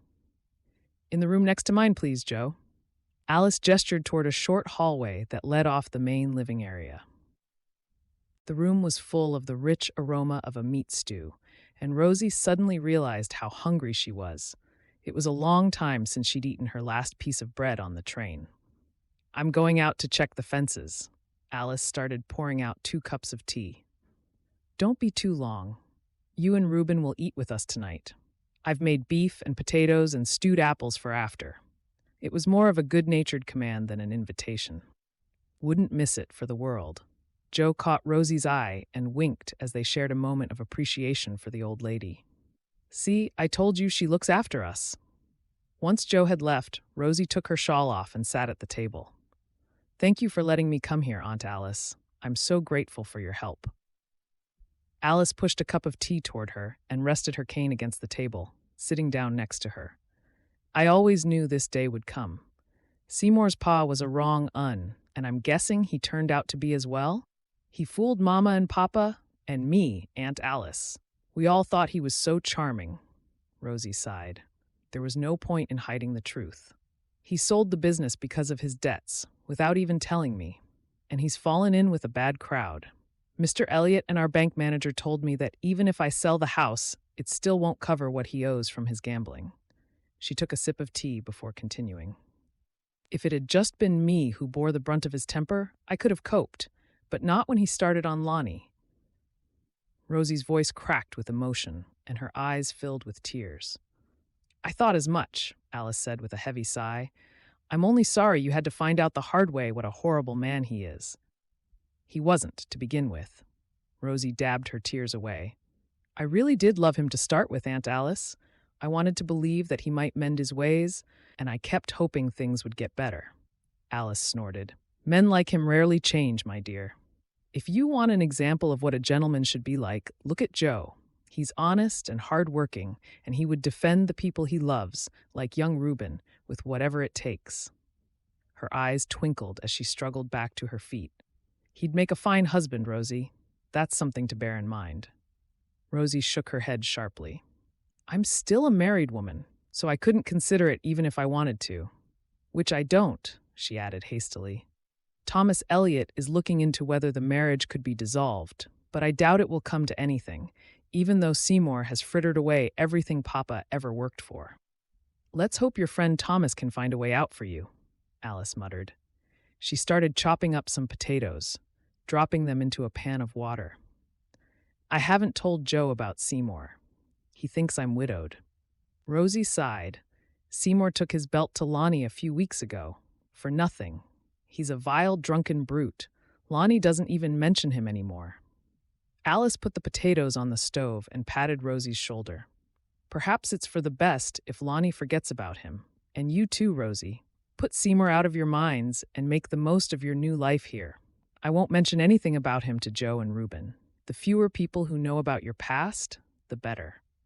Maybe the drink will take him early, but just in case, I'll be praying hard that one day you'll be free from that wretched man legally as well." Rosie heaved a sigh of relief. It meant a lot for her aunt to give her permission to leave Seymour in the past, and in her heart, she knew it was the best thing for Lonnie too. "I'm scared that he's going to try and find us," she said quietly. "Do you think we're safe here, Aunt Alice?" "I doubt he'll bother. Hopefully, he'll be too busy drinking himself into an early grave." Alice shrugged, knowing that she had shocked her niece. "He doesn't deserve you, Rosie. That's the truth of it. And if he tries to take you and Lonnie away, well, he'll have me and Joe to contend with, and I can assure you, we'll treat him like one of the coyotes when they come sniffing around the chickens." She jerked her head toward the shotgun that was propped up behind the door and bustled away. "I've brought Lonnie back for you, Mrs. Cooper," Reuben called from the veranda. "I'm going to help Joe with the chores now. That's what we do," he added proudly. Rosie smiled as she watched Lonnie take his boots off.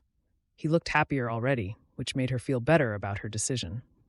But then a sudden gust of wind rattled the windows, making her jump. Will I ever truly be free of Seymour? She thought about how sly and manipulative her husband could be when he wanted his own way, and how he cared nothing for the laws that bound most people. All she could do was hope that she had run far enough away that he would never find her. Chapter 6. Joe and Reuben worked in companionable silence for the first few minutes. Their routine was so well established that there was no need for excessive conversation. The chain clinked as Reuben tied up Alice's milk cow, and soon the rhythmic soft hiss of milk filling the pail brought the cats out of the hay.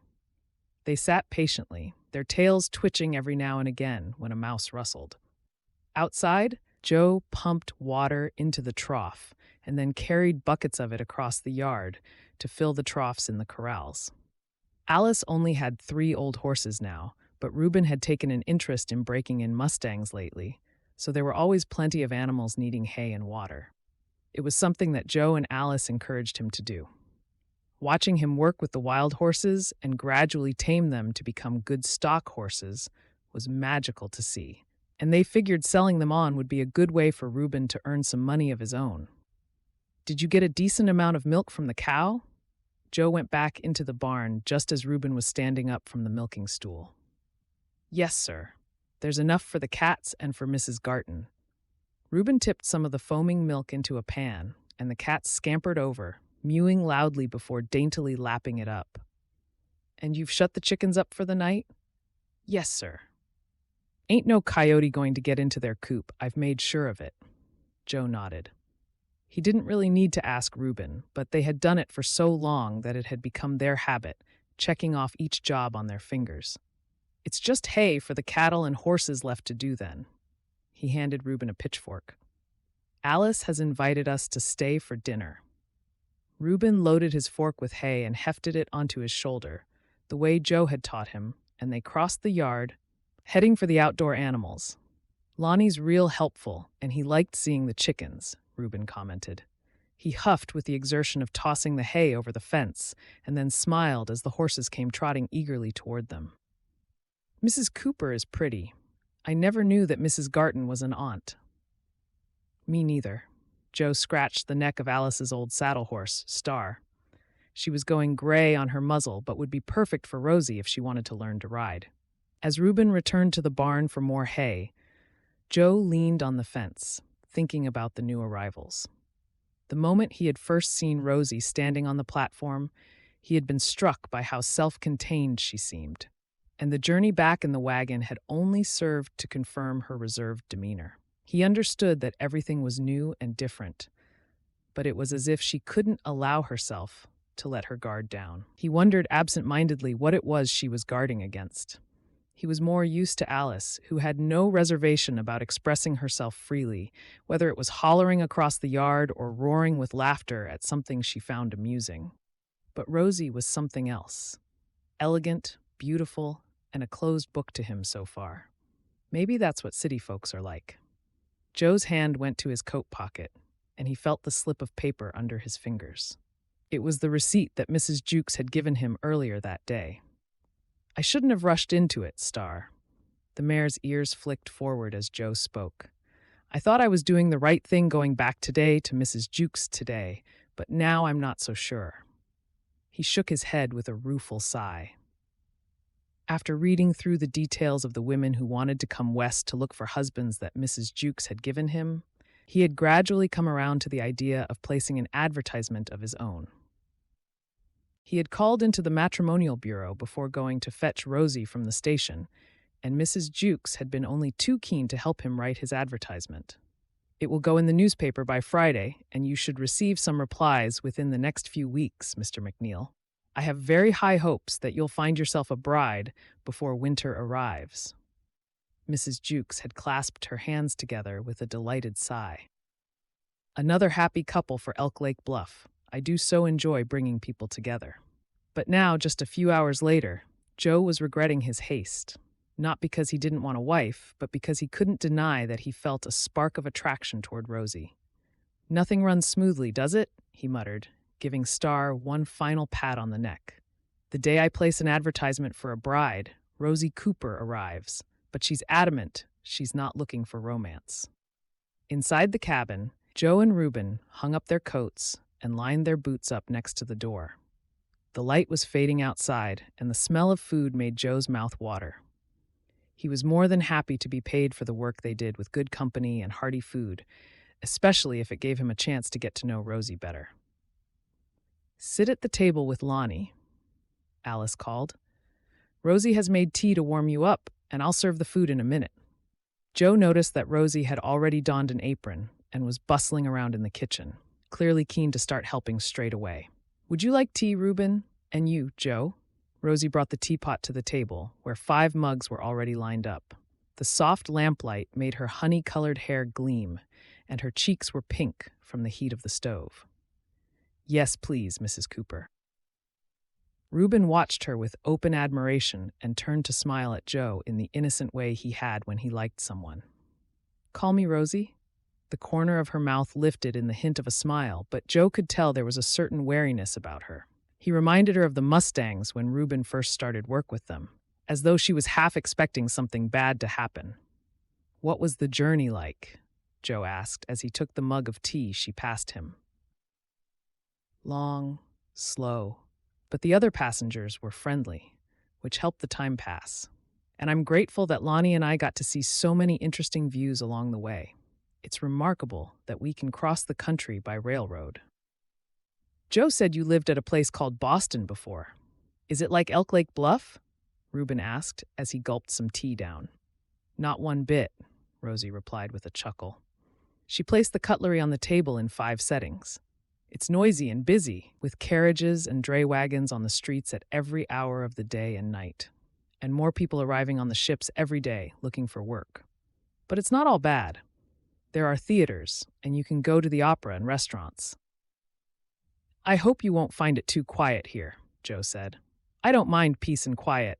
I never went out much anyway," Rosie added. A brief memory of Seymour shouting at her for purchasing theater tickets without asking him first slipped into her mind, and she shivered slightly. "It's not really quiet here," Reuben said, correcting Joe. "I don't know what an opera is, but there's always something to see on the ranch, with the wild birds and animals. We can ride up to the mountains and show you the flower meadows in the spring." Rosie suddenly looked worried. "I'm afraid Boston life has left me lacking in that respect. We don't ride horses to get around town. It's easier just to pay to go by carriage." "I can teach you." Reuben's eyes shone with eagerness. "And Lonnie, riding a horse is the only way to get around on the ranch, unless you want to walk everywhere." He looked doubtfully at Rosie's ruffled gown. "Don't worry, I'll have you riding in no time. Joe says horses understand me better than most folks. It's something special I got from my ma." Alice brought the meat stew to the table and started to ladle it out. "You may as well have Star, my old saddle horse, Rosie. She's quiet and used to being ridden by a woman. My riding days are over, I'm afraid. And I have a reliable pony that will be about the right size for Lonnie. If I'm going to fit in properly around here, I guess I'd better learn your ways. Although I feel a bit bad about you giving me your horse, Aunt Alice. Nonsense. I'm happy she'll have a new owner. She's a special mare. I bred her myself. You'll be able to help Joe check the fences. The meat stew and potatoes filled Joe's hungry belly, and Alice kept them entertained with tales of when she had first come to Stony Creek Ranch. As the conversation flowed, Joe found himself drawn to look at Rosie like a moth to a flame. Several times he noticed her glancing in his direction before looking away again hastily when he caught her eye, with a faint flush on her cheeks. Could she be interested in me? Or is it just being with Alice that's making her look happier than when she arrived? She said she didn't want a husband, but maybe that might change once she gets used to life on the ranch. Do you reckon the weather will be changing soon? Alice's question snapped Joe out of his daydreaming. I think so, Reuben replied. There are lots of berries on the trees, which means we might be in for a bad winter. I hope the animals will be all right. Speaking of animals, we'd better get back home to do our own chores. Thank you for a lovely meal, as always, Alice. Joe stood up reluctantly. He was enjoying Rosie's company and wished they could stay a bit longer. I hope you and Lonnie enjoy your evening. Let me know if you want to go ahead with the riding lessons. I'll look forward to it, and thank you again for fetching us from the train. See you soon. Rosie followed them to the door. Say goodbye, Lonnie.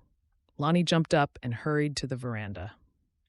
See you tomorrow, Reuben. I can't wait to help you feed the chickens again and see off them coyotes.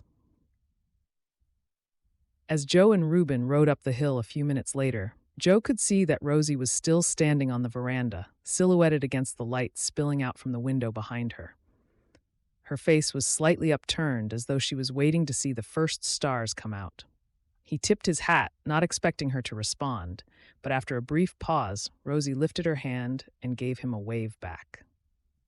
It made his heart jump with happiness, and he found himself grinning as his horse broke into a lope.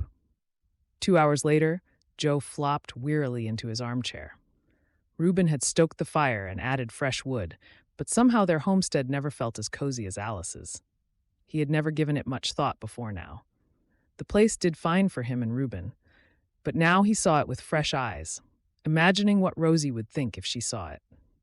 There were cobwebs in the rafters, and the floor was dusty.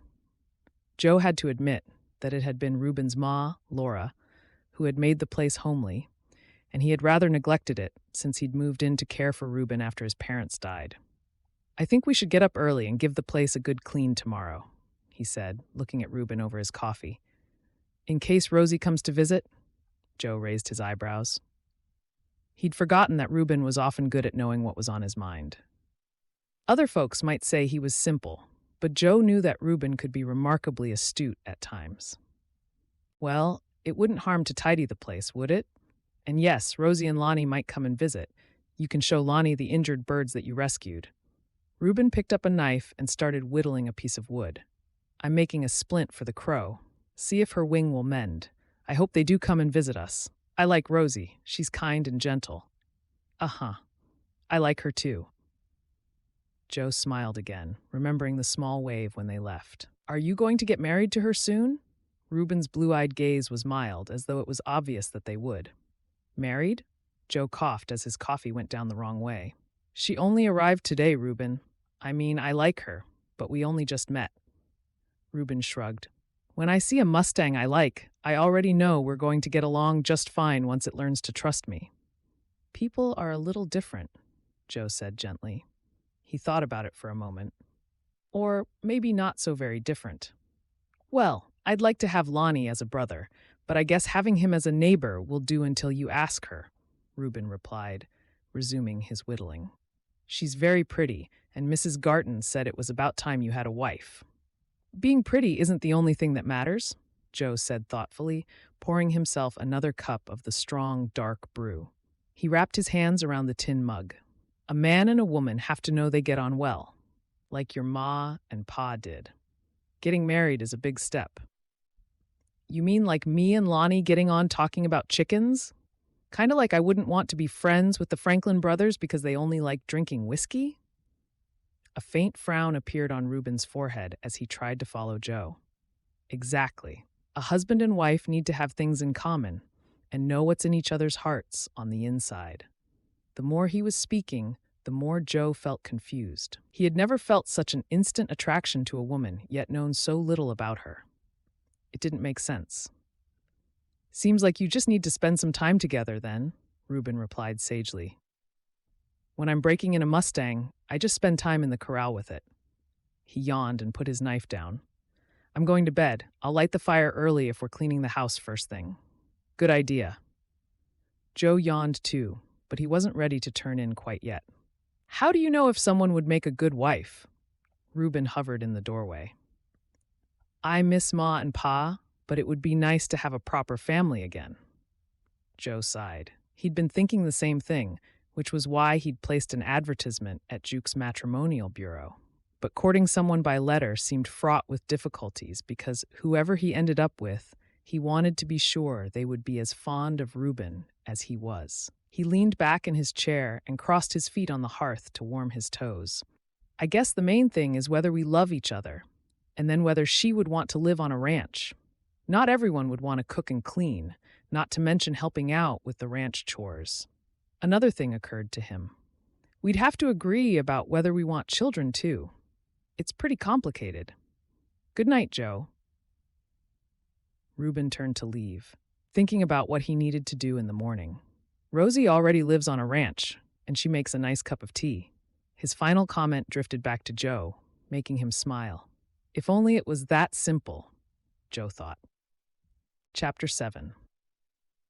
Rosie gazed out of the window, shocked to see how much the weather had changed.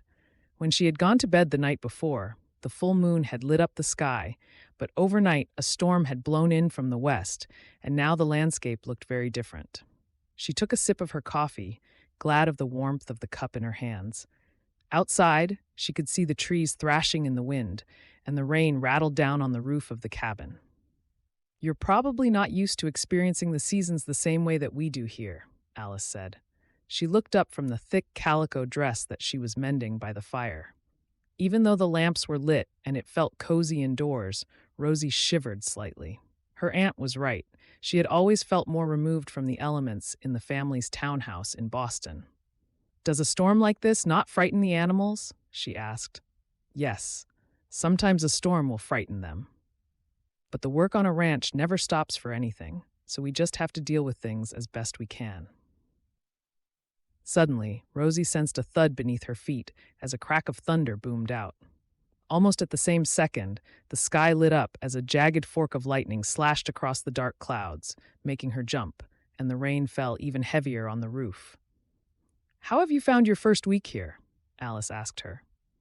"You seem to be getting on well with Joe, which is nice to see." Rosie gave her aunt a stern look, but the corner of her mouth also lifted in a smile. "I hope you're not matchmaking, Aunt Alice. I do enjoy Joe's company and Reuben's as well, but until I hear something from Mr. Elliot, I have to put any thoughts of romance out of my mind. I'm just glad to have made some new friends, and what I'm most pleased about is how Reuben has helped Lonnie settle in." "Lonnie's a good boy," Alice agreed. "It was difficult for him when his parents died, and not many men would have had the heart to do what Joe has done. Even though it was a stipulation of the will to take care of Reuben when he inherited Oakdale Ranch from Edward and Laura, I know he would have done it anyway. He loves him like a brother, and nothing is too much trouble to make sure that Reuben is happy." Rosie turned and looked out of the window again with a heavy sigh. Alice was right. Joe's caring nature toward Reuben only served to highlight how heartless Seymour had been to his own son. Lonnie was still not speaking about Seymour at all. And although it felt wrong in one way, she was glad that he seemed to have forgotten about their life in Boston. A movement outside caught her eye. In the lashing rain, she could just about make out the blurred shapes of Joe and Reuben hurrying across the yards to make sure that the barn doors were closed.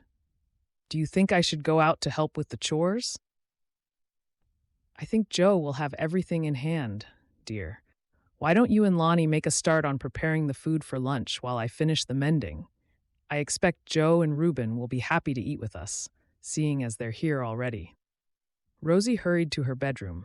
Something about the howling wind was making her feel on edge, and she was worried it might be having the same effect on Lonnie, too. When she pushed the door open, her heart sank. Lonnie was nowhere to be seen. She ran back to the living room. "Did you see Lonnie this morning, Aunt Alice? I left him cleaning the boots after breakfast while I washed the dishes, and then I thought he'd gone back to our bedroom to read." "No, I haven't seen him for a little while." Alice struggled to her feet. "I was busy looking for scraps of material for my mending. Surely he won't have gone outside in this." Rosie rifled through the coats, feeling panic starting to rise in her chest. "He's been worrying about the coyotes getting to the chickens, even though Reuben told him they're perfectly safe in the coop. His jacket is gone." Alice hobbled to the window. "Put my coat on and go out to ask Joe if they've seen him." Her voice was sharp with worry. "This sort of rain can bring flash floods, and Lonnie's not used to our country ways." Rosie thrust her arms into Alice's buckskin coat and dragged her boots on. As she opened the cabin door, the wind snatched it from her hands, slamming it against the coat hooks behind. But she lowered her head and ran across the yard, oblivious to the rain that hammered down. "Have you seen Lonnie?" "He's not in the house." Rosie's words were almost lost in the roaring wind, and Joe pulled her into the leeward side of the barn, where it was more sheltered. "Lonnie's outside somewhere," she cried, desperation making her voice ragged. "I've just come from closing up the pigs," Reuben said hastily. "I didn't see him over that way." "What about in the barn?" Rosie sounded desperate. Joe shook his head. "I had a tricky job closing the doors in the wind, and we spent a good half hour leading the horses in. I'm sure if Lonnie had been in there, he would have spoken to us. You know how he loves to help us." Reuben turned up his collar and swiped his sleeve across his face, trying to clear the rainwater from his eyes. "I have an idea," he blurted out. "I was showing him how to follow coyote tracks a couple of days ago over yonder in the trees." Rosie felt her terror increase as she looked toward the spinney. The wind was whipping the branches, making the trees writhe as though they had a life of their own. Maybe he thought it would be safer to wait over there for the storm to pass? She stepped out from the shelter of the barn, but before she had taken more than a few steps, she started to lose her balance, and her arms flailed as she slithered in the mud. "You stay here, Rosie. It's not safe for you to be out." Joe wrapped his arms around her and pulled her back to the side of the barn. "Reuben and I will go look for him. We know this land like the back of our hands." "But he'll be scared." Joe gave her a long look. "You have to trust us, Rosie. We won't let your boy come to any harm." Rosie gulped back her tears and nodded. "Please find him, Joe. And be careful." "Don't worry," Reuben said with a reassuring smile. "I just saw a flash of movement where we were tracking the coyotes. I'll have him back in a minute." With that, he sprinted away, leaping over the rivulets of water as though they were nothing. Joe raced after him, and they vanished from Rosie's view. Even though it hardly seemed possible, it felt as though the storm was increasing in intensity. The rain bounced off the ground, splattering mud all over the bottom of Rosie's dress, but she barely noticed. Behind her back, the timbers of the barn creaked, and she heard several of the horses whinnying inside. "Come on, Lonnie, where are you?" Rosie's mumbled words were lost in the deluge, and she hiked up her skirts to run back to the veranda, hoping that the elevated position might give her a better view. Suddenly, the dark sky lit up in a brilliant flash of white lightning, and she spotted Lonnie under a tree. Like a nightmare unfolding in front of her eyes that she was powerless to prevent, she saw Reuben dive toward him, pushing him out of the way just as a loud cracking sound split the air. Rosie gasped as she saw a thick branch snap off the tree trunk as though it was no sturdier than a matchstick, followed by a scream of agony. And then the sky turned dark again. "Aunt Alice, come quickly. Someone has been hurt."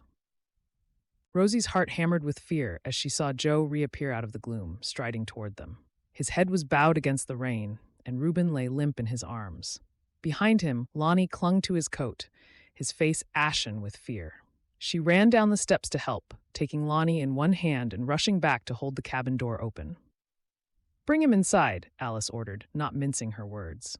Rosie shut the door, "Then boil water. There are bandages in the store cupboard, and Lonnie needs to get out of those wet clothes. Take Reuben into the spare room, Joe." Rosie jumped into action, glad to have something to focus on. She slapped the kettle onto the stove to heat, then bundled Lonnie into their room, giving him a tight hug as he held his arms up to allow her to peel his sopping clothes off him. His teeth were chattering with a mixture of cold and fear. And Rosie hastily rubbed him with a towel and gave him some dry clothes to put on before darting away to fetch the bandages. Taking them to the spare bedroom, she found Joe standing next to the bed, his eyes dark with worry. "The lightning hit the tree, and the branch fell on him," he muttered. Reuben groaned slightly as he came around, and his eyes fluttered open. "Lonnie?" he croaked. Rosie ran to his side and clasped his hand. "You saved his life, Reuben. How can I ever thank you?" Reuben managed to smile. "Lonnie's my friend. What else would I do but help him?" His face was pale, but he seemed to rally now that he knew Lonnie was all right. Luna whined quietly and then lay at the foot of the bed with a sigh, resting her muzzle on her paws. "I'm going to let the dog stay with you if it cheers you up. Now, let's get that boot off before it's too late." Alice pulled a chair up to the side of the bed and gripped his hand as Joe carefully eased the muddy boot off Reuben's foot. His ankle had already ballooned to twice its usual size and turned dark purple. There was a jagged gash in the skin, and blood oozed from it. "Do I need to fetch the doctor?" Joe asked, glancing at Alice. His voice was rough with emotion. Alice didn't answer, focusing all her attention on Reuben instead. She carefully pressed her fingers on his knee, then his shin, before gently feeling her way around his foot. "Can you move your toes?" She waited until Reuben wiggled them. His breath came faster with the pain, but there was good movement. "His ankle isn't broken, so I think we'll be all right, as long as we keep this wound clean and he rests." There was a bit of a dip in the ground where he fell, so he didn't take the full force of the branch on him, Joe said, clearly relieved by Alice's diagnosis. "Can you fetch the water, please, Rosie?" "Yes." Rosie rushed to the kitchen and poured the hot water from the kettle into a bowl, grabbing a clean cloth from the side. She placed it on the dresser within Alice's reach and watched quietly as Alice cleaned the blood away and then deftly bound Reuben's ankle up with the bandages. "You've got a bit more color in your cheeks now." Joe smiled, but Rosie could see that he was still worried. A movement in the doorway announced Lonnie's arrival, and he sidled into the room. His eyes filled with tears when he saw Reuben, and he burrowed himself into Rosie's skirts. "I'm sorry, Reuben. I just wanted to make sure the coyotes hadn't come back. I didn't mean to make you sick." He looked up at Rosie, and his voice trembled. "We don't have to leave, do we, Ma? I won't be naughty again, I promise." Reuben lifted his head from the pillow. "It wasn't your fault, Lonnie. Just an accident is all. I'll be stuck here for a few days. So it would be a great help to me if you could collect the eggs and feed the hens with Joe each day." "Do you think you could do that?" Lonnie hastily dried his tears. "Yes, I'll look after them real good until you're better, Reuben." Alice caught Rosie's eye, and they shared a smile. "Nobody's going anywhere," she said. "Especially you, Reuben. You'll be staying here where we can take care of you. Isn't that right, Lonnie?" The boy nodded enthusiastically. "But," Joe interjected, "are you sure, Alice? You have enough to do already." Alice raised her eyebrows and gave him a look that brooked no arguing. "Reuben stays here where I can keep an eye on him. For starters, he'll need something for the pain. Rosie, there's a bottle of laudanum on top of the dresser. Put a couple of drops in some water and bring it for him." She shooed everyone from the room. "He needs to sleep now, and we could all do with a cup of tea after all that excitement." As Rosie bustled around the kitchen, the everyday motions of making tea and slicing up some cake soothed her. Alice had returned to her seat by the fire, and her head nodded forward as she dozed. Rosie could suddenly see that her aunt was frailer than she liked to let on, and the after effects of the accident had taken it out of her. Joe came from checking on Reuben and stood quietly next to Rosie. "He's asleep, and I'm glad to see Alice is too. I'll drink this quickly, and then I'd better get on with the chores." He tilted his head to listen. "The rain has stopped already. These late summer storms stop as quickly as they start. I'm going to come out and help you once Aunt Alice wakes up again. Lonnie has promised he won't go outside unless he's with you or me." Joe looked surprised. "There's no need. It's not the sort of work you're used to, and I expect you'd rather stay indoors with Lonnie, wouldn't you? I'm not as fragile as I look, Rosie replied. If Lonnie and I are staying at Stony Creek Ranch, I need to learn all the jobs, not just stay in the house. I want to be a help to Aunt Alice. Besides, it's the least I can do after Reuben risked his life to save Lonnie. She gave him a wide smile that lit up her brown eyes. All right, then. Joe's heart beat a little faster as he suddenly got a glimpse of who Rosie really was behind her reserved exterior. I'll see you across at the barn whenever you're ready. You might want to put on an old dress. Feeding the animals can get pretty messy. By the time Rosie splashed across the yard, the sun was already breaking through the clouds again, and ribbons of mist hung over the grassy paddocks. Joe had opened the heavy barn door, and she edged in, not sure how the animals would take to a stranger in their midst. The scent of sweet hay filled her nostrils, as well as a riper smell from the barrow of manure outside the stalls. Are you happy to give the horses some food while I milk the cow? Joe's head popped up from the end stall. Rosie nodded. Just some hay in the racks? Is that it? Uh-huh. Some in each rack will do for now. We'll probably turn the animals out again in a couple of hours once the ground is dried up a bit. It won't take long now that the storm has passed. They prefer being outside. Determined not to be a bother, Rosie gathered up an armful of hay. She tried to lift it over the front of the stall and then stumbled back in alarm as a horse's head loomed over her with a snort. Joe's head poked out from his stall again, and the corner of his mouth twitched in amusement. Want me to show you how? He filled his arms with hay and hoisted it over the stall in one fluid movement. The secret is to swing it over, otherwise you'll end up buried underneath it. Without thinking, he plucked some hay from Rosie's hair, and they both laughed. You really are a town girl, huh? Rosie nodded. Yes, my parents lived in Boston, and I never moved away until now. She eyed the horse warily as it tugged some hay from her hands and chewed it. I've never been this close to a horse before. Never? No, I mean, in Boston, they just pulled the carriages. I never really took any notice of them. She blushed, feeling embarrassed, hoping that he wouldn't think she was spoiled and silly. A rancher can't survive without a good horse. You have a lot to learn about living out west, Joe said. Rosie felt the familiar pang of hurt that she'd always had when Seymour mocked her, but as she looked up at Joe, she realized that his words were meant kindly. There was warmth in his blue eyes, and he gave her a gentle smile. I guess I do. Joe smiled again. In that case, it will be my pleasure to teach you. For the next hour, Joe showed Rosie all the basic barn chores. She fed and watered the horses, gave the cattle some grain mixed with chopped up straw to eat, and even had a go at milking the cow, grinning with satisfaction as she finally mastered the rhythmic tug and squeeze motion to strip the milk from the cow's bulging udder. We'll make a ranch hand of you yet, Joe commented as he lifted up the full pail of milk for her when she'd finished. Rosie stood up from the three-legged stool and put her hands in the small of her back to stretch her aching muscles. I enjoyed it. Thank you for being patient with my mistakes. Joe tipped some milk into the pan for the cats, bending down to scratch a couple of them behind the ears as they purred ecstatically around his feet. The only way to learn is to make mistakes, Rosie. And there's nothing wrong with it. Don't let anyone ever tell you differently. She went to stand in the barn doorway, suddenly overcome with emotion. During nearly 6 years with Seymour, he had delighted in pointing out everything that was not done to his liking, telling her time and again that she was a failure. His constant scorn had gotten to the point where she had been afraid to try anything new. And worse still, it had made her scared to encourage Lonnie to learn new things as well. Being in Joe's company, as he invited her to try everything, made a refreshing change, and she felt a renewed zest for life and optimism about her future. Ready to take the horses out with me?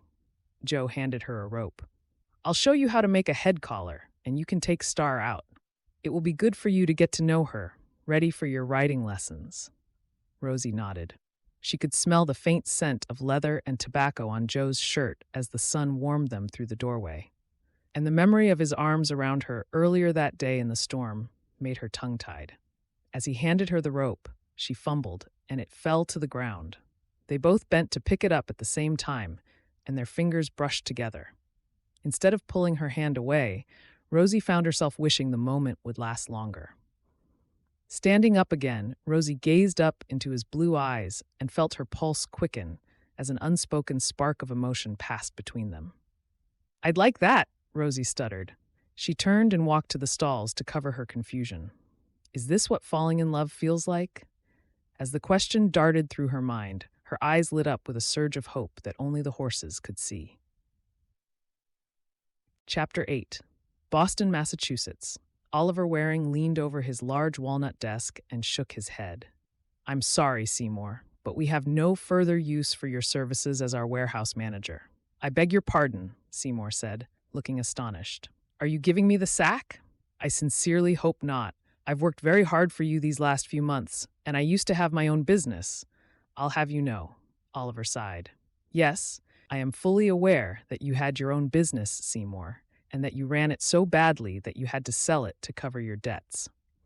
I knew Rosie's father when the business was still his, and I have to say, as a fellow businessman, the rumors about how you ruined the place were very disappointing." He eyed Seymour over the top of his glasses. "I only offered you the position here out of pity so that Rosie and Lonnie would be taken care of." Seymour was momentarily silenced. He had no idea that Oliver knew about his debts. "Has Thomas Elliot been gossiping to you?" he demanded. "He and Mr. Barnsdale are a pair of scoundrels who I no longer have anything to do with. I suppose they've been spreading untruths about me, but if you've got any sense, you won't listen to a word of it." He folded his arms in a gesture of defiance. "Why exactly do you have the temerity to give me the sack? You're too unreliable. You come to work drunk or with a hangover. I've had reports of you upsetting my loyal staff members who have been with me for years. Is that enough?" Seymour felt a surge of red-hot anger pulse through his veins. Everything seemed to be conspiring against him. "Very well," he said, standing up and giving Oliver a disdainful look. "This is a dreadful place to work anyway. That job you gave me is completely beneath me." Oliver gave him a thin smile that had no warmth in it. "I'm not surprised your wife has left you, if that's your attitude. Here is your pay to last until the end of the week, with a little bit extra in lieu of your termination. Please leave immediately. I don't want my staff to be upset for a moment longer than necessary. Goodbye, Seymour." Leaning over the desk, Seymour thrust his face in Oliver's. "I won't let you get away with this," he snarled. "You might think that your night watchman for the warehouse keeps the place safe, but are you really sure? I know people who can make your life very difficult." With that, he turned and stalked out of the room and across the warehouse floor, glaring at the workers who scurried away as quickly as they could. As he reached the doorway that led out to the street, he clenched his fists. The temptation to return to Oliver's office and use them was almost overwhelming. However, Oliver was well connected, and Seymour didn't want to risk coming to the attention of the police. An hour later, Seymour rapped his cane on the door of his lawyer's office. A timid-looking clerk opened the door and ushered him in. "I need to see Mr. Holt this instant," Seymour snapped. The clerk nodded. He had already had dealings with Mr. Cooper and knew better than to keep him waiting. "Certainly, sir. I'll show you through now." Seymour took a deep breath before entering John Holt's luxurious office. He realized that he had very few people of influence in Boston who he could rely on these days, but as he was paying John, he hoped he would do his bidding, unlike the odious Thomas Elliot. He took his gloves off and sat down, giving John an ingratiating smile. "Good to see you, Seymour. What brings you here today?" Mr. Holt folded his hands across his portly stomach as though he had all the time in the world. "I've decided to sell the townhouse, John. It's time for us to get a place of our own instead of feeling as though I'm surrounded by everything to do with Rosie's family. All it does is remind her that her parents are no longer here, such a tragic loss for her." The lawyer raised his eyebrows. "So first you sold the family's business, and now it's their house. Are you sure Mrs. Cooper will be all right with that? Women can be rather sentimental about the past, I find." Seymour nodded decisively. "It's my decision, not hers. Sell the place as fast as you can, and I'll take the money to the bank. Mr. Holt steepled his fingers and leaned forward as though he'd come to a decision. You are my client, Seymour, so of course I will do as you instruct. However, as a professional man, I took it upon myself to make some inquiries. I'm afraid there would be virtually no money left from the sale of the house, once all your debts are cleared. You've been snooping into my affairs? Seymour thumped his fist on the desk and stood up. I pay you to do as you're told, John. You'd better remember that. I have to protect my own reputation too, John replied mildly. I'm sure you understand. What I choose to do with my own property is none of your business. I'm sure I can get a good price for the house. It's in a very desirable part of town. It is indeed. However, your debts are considerable, Seymour. I know because you owe money to some of my, shall we say, more long-standing clients. I know the value of your house, and after you've paid my fees, you'll be virtually penniless. I also know that your wife has left you. John sighed gently. Did you really think word wouldn't get around? Seymour sat in silence, fuming. It's all Rosie's fault. She's nothing but trouble, making me a laughingstock. She's left me with nothing. She deserves everything she's got coming to her. A pulse ticked on his temple as his anger grew. He wanted somebody to pay for his misfortune, preferably Rosie, but he still had no idea where she was hiding. I can get a quick sale for you if you'd like me to proceed. John stood up and strolled to the door, opening it a crack in case he had to call for assistance. He had heard that Seymour was a drunk and a bully, but the man looked positively unstable. Give me an advance on the money, and I'll let you take care of everything. Seymour snatched his cane up again. I'm going away for a while. I expect you'll find a way to make a bit of profit for yourself out of it. John Holt blinked with surprise. Of course, if that's how you want to play it. He named a sum, and Seymour nodded grudgingly. It's daylight robbery, but better than nothing. I'll vacate the house by the end of the week. It's been a pleasure doing business with you, Seymour. Mr. Holt watched as the clerk counted out the money, and then, once he knew his client had left, returned to his office for a shot of brandy to steady his nerves. It had been a mistake getting involved with Seymour Cooper, and he wouldn't make the same error again. Pouring himself a second measure, he peered through his window to the street below. Good riddance, and I hope you stay away from Boston, he muttered. Seymour eyed the cash that Mr. Holt had given him. It was a paltry amount to show for all the assets that he had put his name to as soon as Rosie had agreed to marry him. He had stopped for an hour at the saloon on the way home, and the whiskey had only served to turn his anger into a hard rock of rage in his heart. He looked around his study, wondering how much the furniture might make. She's reduced me hawking the contents of the house, the miserable wench. He threw himself into his armchair and poured himself a generous glass of claret, determined to make the most of his last few days in the house. What time would you like dinner, sir? Ethel crept into the room, carrying a bucket of coal for the fire. She eyed him nervously, wondering what sort of mood he was in.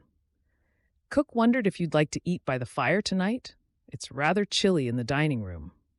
Seymour sipped his drink, suddenly wondering whether Ethel knew more than she was letting on. It would be just like the insolent maid to put her allegiance to Rosie instead of him. I do miss Rosie, he sighed. The thing is, Ethel, I'm sure a bright young woman like you could help me out. He stood up and strolled to his desk, rifling through the money so that she saw it. We miss her too, sir, Ethel replied. Her gaze lingered on the bill in his hands. It was more than she earned in a week. I want nothing more than to find her and beg her to come back. I love her so much, Ethel, and Lonnie too. Seymour kept his voice friendly. Perhaps you could help me? I'd like to, sir, but I'm not sure how. She picked up the empty bucket and turned to leave. I can trust you, can't I, Ethel? Seymour didn't wait for her to answer. Times have gotten hard, and I have to sell the house, you see. But I want to make sure that you and Cook are well taken care of. Oh, no. Ethel blinked back tears. Are you saying we'll be out of a job, sir? I ain't got anywhere to go if you throw me out. Seymour patted her on the shoulder. Of course not, my dear. You've been very loyal, and I fully intend to buy a very nice house nearby, just a little smaller, for when Rosie and Lonnie return. I have an acquaintance who has agreed to take you and cook in the meantime. You'll earn the same. I'm more than happy to put in a good word for you." He gave her a beaming smile. "I just need you to help me find Rosie. Think back. Was there anything at all you noticed that might give me a clue as to her whereabouts?" Ethel frowned and chewed her lip, deep in thought. "Anything at all?" Seymour clasped his hands behind his back, trying to contain his impatience with the girl. "Did she have any other visitors? Or mention somewhere she might go to stay?" Suddenly, Ethel brightened. "I did notice her putting some papers in the back of her escritoire one day, sir. I mean, it's not that she was hiding them, you understand. I don't think Mrs. Cooper would have wanted to deceive you, sir." "Of course not," Seymour said through gritted teeth. "You've been very helpful, Ethel. I'll be sure to tell my friend you'll make an excellent maid." Ethel bobbed a curtsy and hurried away to the kitchen. "We'll serve dinner shortly, sir."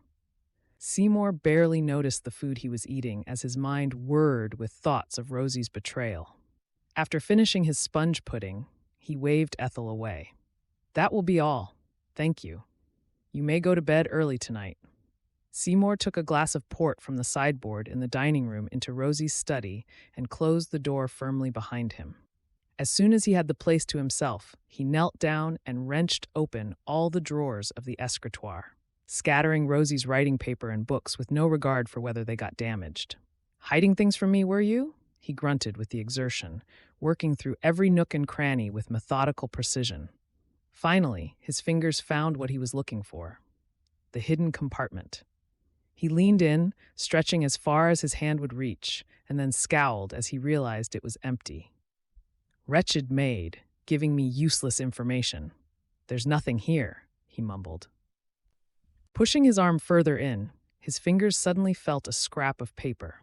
He pulled it out carefully with a gleeful expression, taking it to the lamp to see what was on it. August 1885, Bluff, Oregon. He read the words aloud. The writing had a feminine slant to it, and he frowned. "She was still corresponding with her aunt, even though I told her not to." Seymour paced around the room, trying to cast his mind back to the first few letters she had read out to him from her aunt, when Lonnie had still been a baby. He had found her descriptions of the ranch dull and scoffed that Alice Garton was an embarrassment to the family, working the land like an educated laborer. The more he tried to force himself to think, the more elusive the details became, until, finally, he grabbed his coat and stormed out of the house. What he needed was the company of his drinking friends to take his mind off things. A shaft of weak sunlight fell across Seymour's armchair, rousing him from his slumbers. He had been out until the early hours and had enjoyed a rare winning streak at the card tables, doubling the money Mr. Holt had given him the day before. He stretched and yawned, gradually remembering all the finer details of what had happened. Ethel must have been in already, because there was a pot of warm coffee on the table next to his elbow. He poured a cup and gulped it down, trying to ignore the dull ache behind his eyes. Suddenly, a memory popped up in his mind of Rosie chattering on about how the town must have been named after the local wildlife and the fact that her aunt loved to see the noble creatures in the woods nearby. Elk Lake Bluff. That's what it's called. Seymour slapped his knee with delight and gave a rasping chuckle. "Of course," he muttered. "You probably thought I'd never figure it out, Rosie, but it makes perfect sense that you would run to your aunt, no better than a stray dog looking for shelter." Gulping down another cup of coffee, Seymour felt invigorated. He strode upstairs and hastily packed a bag. She had already been gone for a while, so there was no time to lose. Besides, there was nothing to keep him in Boston now. "Are you going somewhere, sir?" Ethel and Cook were dusting in the hallway when he hurried back downstairs. "Yes, I'm going to fetch Rosie and Lonnie and bring them back where they belong. She'll never disobey me again, that's for sure," he added with a contemptuous curl of his lip. Ethel darted a worried glance at Cook. "Could you let us know the names of our new employer, please, sir? You know, the family you said would take us on until you're back." "What?"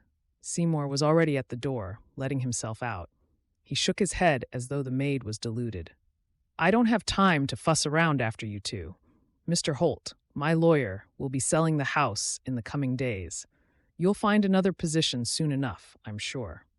He tutted with irritation and then wagged his finger. "He has a list of all the furniture, so if you think you can get away with stealing anything, you'll regret it." "But, sir, you promised." Ethel's cry fell on deaf ears as Seymour slammed the door and strode down the street to hail a hansom cab. "Take me to the station." Seymour scrambled into the first buggy that stopped for him. "As quickly as you can." The driver flicked his whip, edging his horse out into the busy streets. "Looks like that rain might hold off, and we'll have a nice day today, sir," the driver said, throwing a cheerful smile in Seymour's direction. "I'm already having a very nice day indeed," Seymour replied with a smug smile. "I'm traveling west to be with my dear wife and son again." "You're fortunate to have a family you care for, sir. A lot of folks aren't so blessed." Seymour sat back against the cracked leather seat, looking at his old familiar haunts as the horse trotted smartly past them. He had more than enough money to pay for his railroad fare and a comfortable guest house for a few weeks if needed. As he imagined Rosie's look of pure shock at seeing him again, another thought trickled into his mind. Alice must be getting on now. No doubt she's old and decrepit after working so hard all these years. And Rosie is her only living relative, if I remember correctly. Imagine if a terrible accident were to befall Alice and then Rosie not long after, all alone out there in the wilderness. I would inherit the ranch from Rosie, and all my money worries would be over. The idea took root in his imagination. He would find a new wife to take care of Lonnie easily enough, and then he would be free to live as he liked again, with money to his name. Seymour's mouth lifted into a sly grin, and then he laughed out loud. "It's going to be so wonderful to see you again, Rosie. You have no idea how wonderful." Chapter 9. Elk Lake Bluff, Oregon. Rosie tossed a mound of hay over the fence with her pitchfork and then leaned on the top rail to watch the cattle chewing on it in their ponderous way. She was still cautious around the large beasts, but now that she had been helping Joe on Alice's ranch for a few weeks, her initial fear that they would trample her if she went near them had subsided. "I reckon you'll be doing me and Reuben out of a job before long." Joe strolled over, rolling his sleeves up, and lifted one foot to rest it on the bottom of the fence. He glanced toward the western horizon with the practiced eye of someone who worked with the seasons. "We've been lucky with this fall weather so far, but we could be in for a hard winter." "Do you think we'll get snow?" Joe nodded. "Uh-huh. We get 4 distinct seasons out here. Each of them brings its own challenges, but also beauty. You wait until you see the sunset against the mountains when there's fresh snow on the trees. It's like something out of a fairy tale. Lonnie will be in his element going tracking with Reuben then." Rosie caught sight of Reuben working with a young Mustang in the small corral he used just for that and smiled. "I'm very glad that Reuben's ankle has healed so well. We'll always be indebted to him." She shivered slightly. The thought of how it could have been Lonnie's little body crushed under that branch still gave her bad dreams, but Alice had told her not to dwell on what might have been. He was desperate to get back to working with his Mustangs. That was what gave him the motivation to do exactly what Alice told him. Joe chuckled. "Mind you, we usually do as we're told by Alice. With all those years of experience on the ranch, she's got a lot of wisdom to share. Besides, I'd hate to do anything to upset her. Spending time with you and Lonnie is the best part of my day, and to think we never even knew Alice had a family." Rosie picked up her pitchfork again. "I'd better feed the horses next and then get on with preparing for tonight's dinner." Joe put a hand on her arm, and she could feel the heat of it through her sleeve. "How about riding out to check the cattle down by the lake with me? You've been doing well with your lessons on Star, and I reckon you're ready to venture out of the corral now. It will only take an hour or so." "Are you sure?" Rosie felt a flutter of nerves in her stomach. "It's one thing going round in circles with you and Reuben telling me what to do, but out in the open paddocks? What if she bolts and I can't stop her?" Joe gave her a teasing smile. "Remind me how many times you've fallen off, and what you did afterward." 4 times, Rosie replied. She rubbed her arm. "And I've still got the bruises to prove it, and I got right back on her again, just like you all told me to." Joe's face was suddenly more serious. I wouldn't suggest it if I didn't think you were ready, Rosie. You underestimate how much you've learned since you arrived here. Rosie blushed. I've had good teachers.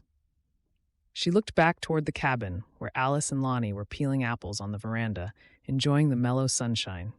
It was a beautiful day, and she realized that she would like nothing more than to feel the wind in her hair and spend an hour in Joe's company, away from all her worries. I guess you're right. The only way to get better is to have a go. I'll let Aunt Alice know. See, you're a natural.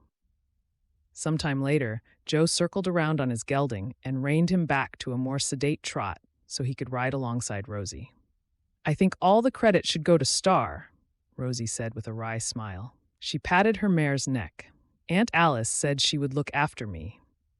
They continued on in companionable silence until reaching the brow of the hill a few minutes later. Every time I pay her a compliment, she pushes it away. Joe couldn't help but wonder why Rosie found it so hard to accept any words of kindness or admiration. It was almost as if she couldn't believe in herself. Also, whenever her life in Boston was mentioned, her expression became guarded, and in an unconscious protective movement. She would wrap her arms around herself. Who is she protecting herself against? Is it her deceased husband? Why does she never mention him? Or Lonnie? Why does he never speak of his father? The questions filled Joe's mind, but just like working with a nervous farm animal, he knew he needed to bide his time and wait until Rosie was ready to open up and tell him. Forcing the matter would only make her retreat behind the reserved demeanor she'd had when she first arrived. I can see why you love this place, Rosie said, changing the subject. She gazed toward the cattle by the lake and the majestic mountains beyond. The leaves on the trees were turning red and gold, and she marveled at how vast the landscape was. Are you ever afraid of the wild animals hurting you? You mean the snakes and wolves and bears? Joe grinned at the look of alarm on her face. They prefer to keep their distance from us. As long as you respect them, you'll be safe enough, Rosie. The only time I worry is if they're short of food, but it's been a bountiful year. He gestured up toward the jagged peaks of the mountains. I'll take you up there to listen for the gray wolves one day soon. It's an eerie sound, but they're pretty shy. I never even knew you shared the land with so many creatures. Rosie had a new level of respect for the ranching way of life. It was hard work, but rewarding to live off the land this way. And now that she was learning those same skills as her aunt, she had an appreciation for everything Alice had overcome to make a success of Stony Creek. It was no surprise that she said she would never leave. The ranch had gotten under her skin too, and she found herself hoping that she and Lonnie would be able to stay forever. Did you know that wolves pair for life? Joe said conversationally. And eagles too, just like people getting married. He watched as Rosie shielded her eyes to look toward the mountains, admiring her natural beauty. She had a dusting of freckles on her cheeks now from working outside, and her honey-colored hair tumbled down her back from where the wind had released it from the coiled braid she usually favored. Speaking of which, have you started corresponding with someone from your mail-order bride advertisement? Rosie's tone was light, as though it was of no consequence to her. I haven't had time to read all the replies yet, Joe replied evasively. He jumped off his horse. We should let them have a drink from the stream and then head back. Otherwise, Alice might wonder where we've gotten to. Shall I help you down? Rosie nodded. Dismounting was something she still struggled with, and she waited for Joe to take hold of Star's bridle before unhooking her leg from the saddle. Easy, girl. Star moved restlessly as a sudden gust of wind blew, and Joe hastily reassured the mare. I've got you, he added, catching Rosie around her waist to stop her from falling over as she slid to the ground. Rosie stood in the circle of his arms and gazed up into his eyes. His expression was intense, and it made her heart beat faster in her chest, leaving her feeling slightly breathless. I like you, Rosie, he murmured in a low voice. The reason why I haven't replied to any of the mail-order bride letters is because I'd like to court you. I like you too. Rosie resisted the urge to reach up and trace her fingers on Joe's face. She had grown to love every angle of his rugged features and the way his eyes changed color to reflect the different blues of the sky, but she couldn't trust her heart yet. Not while she was still married to Seymour. I'm just not sure. Sure of what? Joe asked gently. Is it Lonnie you're worried about? No. I'm not sure if I'm ready. I'm happy to wait, Joe murmured. His gaze deepened with emotion, and he lowered his head, brushing the lightest of kisses on Rosie's lips. I'd like to look after you and Lonnie, he said, pulling her against his chest for a moment. I've gotten so used to having you here. I can't imagine life without you, Rosie. Rosie let herself be held, enjoying the feeling of safety of being in his arms, not to mention the touch of his lips on hers that felt so wonderfully right. I want to tell you everything, but it's too soon, Joe. I have to keep my secrets until I'm free of Seymour. The horses splashed in the stream, breaking the moment, and Joe released her. Looks like there might be rain coming. Shall we head back? Joe helped her back onto Star, and they trotted back toward the homestead, each lost in their thoughts about what had just happened. Jonas was passing by the ranch earlier, and he delivered a letter for you. Alice bustled out from the kitchen to meet Rosie, her hands covered in flour. I'm just making a crust for the pie for dinner tonight. I've asked Lonnie to go out and tell Joe and Reuben that lunch will be ready shortly. There's bread, ham, and pickles. She nodded toward the sideboard, where a thick letter was propped up against a candlestick. Rosie took her coat off and hung it up. She recognized the writing as Thomas Eliot's, and her fingers trembled slightly as she opened it and slowly read the contents. Being in Joe's embrace had made her start to feel safe again, at last. But now she wasn't so sure. Her hand went to her chest, and she darted a look through the window as though expecting to see Seymour out there. What does it say? Alice called from the kitchen. Rosie walked slowly through and stood in the doorway. There's good news and some I'm not sure about. It's from Thomas Eliot, our old family lawyer. He said a colleague of his has assured him that the marriage can be dissolved because of Seymour squandering the business. He's even sold the house, too, so there's nothing of my inheritance left. He's getting the document drawn up and will send it in a couple of weeks for me to sign. Once he receives it back from me, I will no longer be married to Seymour. Alice gave her a delighted smile. That is very good news indeed. Finally, you'll be a free woman again. She glanced out to the yard where Joe and Reuben were carrying water. Maybe now you'll consider accepting Joe's romantic affections, she added with a chuckle. Rosie's cheeks turned pink. How did you know? Alice smiled warmly. I can tell when two people are right for each other, my dear. You've grown very fond of him and Reuben, and it's as plain as the nose on my face that he adores you and Lonnie. It's true. I do feel that way, Rosie conceded. But just because it seems right doesn't mean I'm ready to take things further. Alice took a bread knife to the loaf of bread on the table and started cutting thick slices with unexpected vigor. You won't find a kinder, more loyal man than Joe McNeil, Rosie. I might live out in the sticks and look like I belong in a rocking chair, but I've always had a good nose for what folks are like. That's why I was so worried when I heard you were marrying Seymour. She put her hands on her hips and gave Rosie a firm look. I know dissolving your marriage is not a choice you're taking lightly, but Seymour doesn't deserve a moment more of your time. Joe will treat you right, Rosie. You'll both be happy together, I know it. That's not the only thing Thomas has written about. Rosie looked down at the letter again, and her eyes clouded with worry. He's heard that Seymour has left Boston. Ethel, our old maid, went to his office to ask if he knew of any work for her and Cook. Apparently, when Seymour left, he told Ethel he was going to do whatever it takes to find me and Lonnie. Her voice shook at the thought of being in his company again. A thought struck her. He'd kill me. I don't doubt it for a moment. He won't know you've come here, will he? I used to hide all your letters when he forbade me from writing to you anymore, and I've brought them all with me. Rosie looked around the cabin she had become so fond of, trying to remember if she had ever told Seymour exactly where Alice lived. It has been years since I spoke to him about you, but Seymour is clever when he wants to be. He'll blame all his misfortune on me. When he's angry, he can be a very vengeful man. Clever, huh? Alice scowled. I don't call beating an innocent woman and bullying a 5-year-old child clever. She brandished the bread knife with a sudden grin that gave Rosie a glimpse of how formidable Alice had been when she was younger. Even if he comes here, he's not used to frontier life, so I'm sure he won't be able to find you. As soon as the marriage is dissolved, there's nothing he can do, and if he tries anything on, I'll take my gun to him. All I can do is hope that he's forgotten all about you and thinks I've found work somewhere near Boston. Rosie felt a bit more optimistic. We just need to be careful not to let people know too much about your past. This is a small community, Rosie. Strangers stand out, and folks can be curious about other people's business. Joe doesn't need to know anything about all this until after you've signed the paperwork for Mr. Elliot. Rosie nodded, but felt a pang of guilt.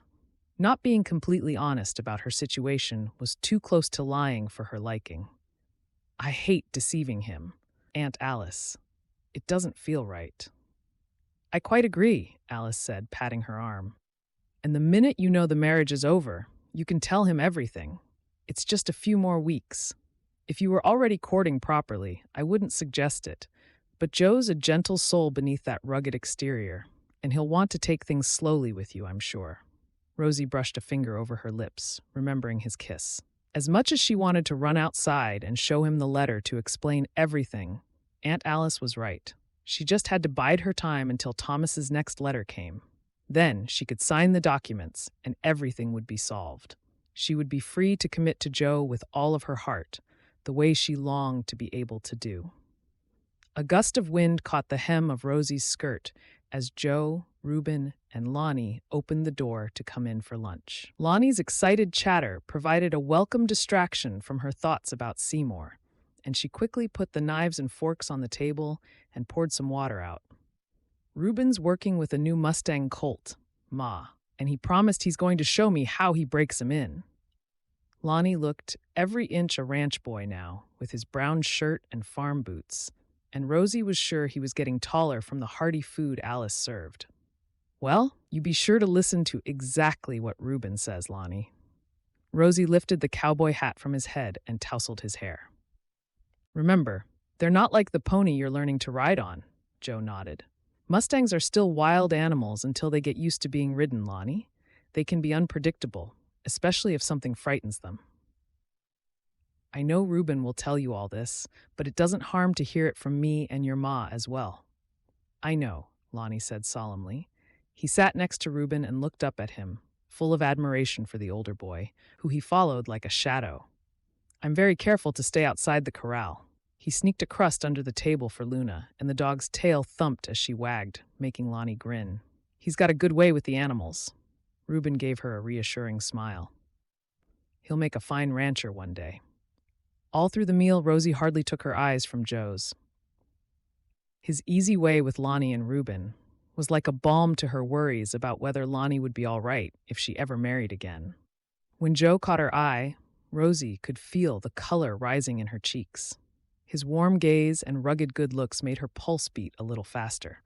But more importantly, his kindness made her feel worthy of being loved. It was so different from how she had ever felt with Seymour. With hindsight, she could see that Seymour had always put her down, even when they had first met. She had just been too naive to realize, perhaps I will find real love with Joe, and I know he would never do anything to hurt me or Lonnie. What do you say, Rosie? Would you like to come? Joe's question broke into her thoughts. I'm going into town early next week. It would be a good chance to meet a few folks and get some supplies. I'll look after Lonnie, Alice said quickly. I think that's a grand idea, Rosie. Elk Lake Bluff is a lovely town, and you can get acquainted with one of the ladies in the quilting circle if you go to the general store. Laura Fairfield, who runs the place with her husband Rob, will make a good friend if you introduce yourself. In that case, yes, I'd enjoy that very much. Rosie and Joe shared a smile that didn't go unnoticed by Alice. She had prayed every night for the last few weeks that the two of them might get together, and she hummed happily as she cleared the dishes away, glad that it looked like her prayers had been heard. Chapter 10. Elk Lake Bluff, Oregon. Seymour eyed the main street of Elk Lake Bluff with disdain. Just as he'd suspected from Alice Garton's letters all those years ago, the town was a far cry from what he was used to in Boston. There was no refinement or sense that it was a hub of international trade. Instead, the clapboard buildings appeared to be laid out in a haphazard fashion, and the clothes everyone was wearing were the most unfashionable he had ever seen. He had already booked into the boarding house near the station. It wasn't up to his standards, but he didn't intend to stay for long. A wagon bowled along the street, and the driver raised his hand with a friendly grin. His front teeth were missing, and there were 6 pigs grunting on a mound of straw behind his seat. Seymour looked at the man with astonishment, shaking his head. "Rosie came to live here?" he muttered, hardly able to believe it. He thought back to their elegant townhouse in Boston and the many theaters and restaurants he had frequented before the money ran out, wondering whether he had made a huge mistake. What if she did stay somewhere back east after all? He scowled at the first people who caught his eye. It was 2 elderly ladies doing some shopping, and they hurried away, whispering and nudging each other as they looked back over their shoulders at him. "I suppose the place is filled with busybodies," Seymour mumbled. He needed information, so although he didn't like the way people were staring at him, he figured their nosiness might stand him in good stead. Turning his collar up against the cold wind, Seymour trudged along the street, deciding to be methodical. He would go into every store until he found out where his errant wife had gotten to. He pulled the scrap of paper he had found in Rosie's escritoire from his pocket and looked at it again. He wondered whether the locals might be more suspicious of him asking for Alice Garton, given that she had lived here for so long. They would probably be more willing to tell him where Rosie was, especially if he made out he was desperately missing her. The bell on the door tinkled as he entered the coffee shop, and an apple-cheeked woman looked up from behind the counter where she was arranging plates of buns and cakes. The coffee smelled good, but yet again, it wasn't the finest freshly ground beans he was used to. What a god-forsaken place this is. Seymour decided that charm was his best bet. It had never failed him in the past. "Good morning, ma'am. I'm looking for a young woman who's recently arrived in town. Rosie Cooper. Do you know her? She has a 5-year-old boy with her." The woman paused. "Rosie Cooper, you say?" Seymour smiled. This was going to be easier than he'd thought. "Yes, she's my dear wife. She came ahead of me. We're moving west, you see." He gave the woman another warm smile. "I only went and mislaid the letter with her address. I'm so disorganized." He gave her a self-deprecating shrug.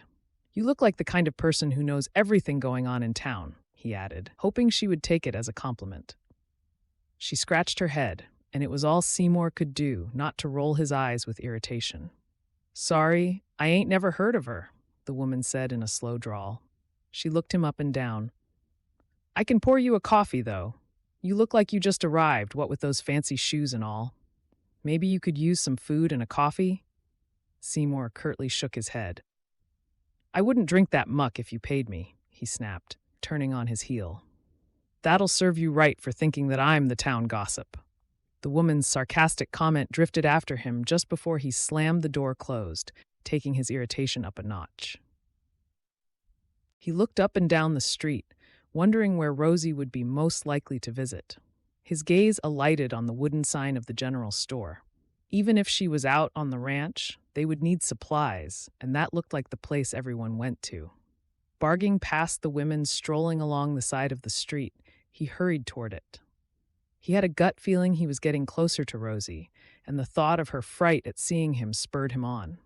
Seymour took a deep breath to calm himself and approached the counter, smiling at the man and woman who looked at him expectantly. "What can we get you?" the man asked. His wife bobbed her head and resumed her task of weighing out dried fruit for the list of shopping zerthu one of their customers had given her. "I'm looking for information," Seymour replied. He drew himself up, standing taller, hoping that his imposing bearing would make them think he was perhaps a man of the law or similar. "Do you know where a young woman called Rosie Cooper is staying? She's traveling with a young boy.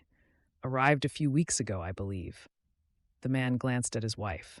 "We haven't heard of her, have we, dear?" The woman shook her head, and Seymour felt his anger return. "Who is she to you?" the man asked. Without thinking, Seymour blurted out, "She's my wife." He knew he had made a mistake, as the woman gave him a hard stare through narrowed eyes. He was a stranger in this frontier town. The chances were that if a woman had come here with her young son, leaving her husband behind, it was for good reason. "Sorry, we haven't seen her. Some folks just come for a night or two and catch the train again to head further west." Seymour realized he wouldn't get any more information from them. As he turned to leave, he caught sight of the guns and ammunition in between bolts of colorful fabric and jars of tea leaves. His hand went to the revolver on his hip that he had purchased in Boston before leaving. He had never felt the need to own a gun back east because there was always someone else he could pay to do his dirty work, to keep his name away from the police. But this backwater was a different matter altogether. He had already noticed that most of the men out on the street carried revolvers and looked like they would happily use them. "I'll take enough bullets to fill my belt," he said nonchalantly. The proprietor nodded and got what he needed. "Are you sure you know how to use that?" he asked, looking pointedly at the gun as Seymour fumbled to slot the bullets into his belt. Seymour glared at him and then let his gaze linger on his wife, who was still behind the counter. "Let's hope you don't find out," he replied with a humorless chuckle, slapping down some coins as payment. A few minutes later, Seymour ambled along the street, wondering whether he might have to resort to brute force and threats to get the information he needed. Surely someone must know. They're probably harboring her out of a false sense of loyalty to Alice. The wind had picked up, and he ducked into a side alley to double-check that his revolver was loaded properly, pulling his hat lower over his eyes. Just as he was about to get on his way again, a buckboard wagon trundled past, and he heard a sound that made his mouth gape open in surprise. It was Rosie, laughing out loud. He leaned around the corner to see more clearly. Rosie was sitting up on the seat, and a broad-shouldered man was next to her, smiling at something she had said and looking as though he was the luckiest fellow alive. A white-hot rage almost choked Seymour. His fists clenched automatically, and he thumped the side of the building, needing to release some of the jealous fury that coursed through him. There was no mistaking it. His wife, Rosie, was right here in Elk Lake Bluff, and she was enjoying the company of another man as if she didn't have a care in the world. His first instinct was to race after them and drag her from the wagon. His fingers hovered over his revolver, and he shook with anger. "Everything all right, sir? You're new around here, ain't you?" Seymour jumped at the stern voice behind him. Spinning around, he found himself facing the sheriff, who was giving him a cool look. Yes, everything's fine," Seymour managed a smile. "I'm just heading to the saloon for some food and company. Good day to you." He hurried away, looking for the nearest saloon. It was opposite the general store, and he noticed that the man in the wagon had stopped there and was helping Rosie down. He gritted his teeth as he saw the man's hands on Rosie's waist and the way she smiled warmly up at him. "Are you going in or standing with your mouth open, catching flies?" Two men jostled with him at the entrance of the saloon. "Come on, Cody, you owe me a whiskey." Seymour followed them in, then suddenly had an idea. He tapped the man who had just spoken on his shoulder. "Say, you wouldn't happen to know that man across the street, would you? There's a whiskey for both of you if you can tell me who he is and where he lives." Brad Franklin's eyes lit up, and he grinned at his brother. "We sure do. Maybe make it a bottle of whiskey to share, and we might just remember his name." Seymour rattled some coins in his pocket and gave the barman a nod. "Go on, then." "He's called Joe McNeil," Cody drawled, reaching for a glass. "Lives up yonder out of town at Oakdale Ranch. Why do you want to know?" Seymour eyed the two brothers up. Their bloodshot eyes and disheveled appearance reminded him of his drinking friends in Boston, and he felt himself relax as the first mouthful of whiskey warmed his gut. These were the type of men he was used to dealing with. At last. Now I'll find out exactly what I need to know. "He's wronged me in the past. I figured it was time to even the score." Seymour knew he'd gotten the men right when Brad's eyes narrowed with a resentful glint. "That's the sort of man Joe is, so I wish you good luck."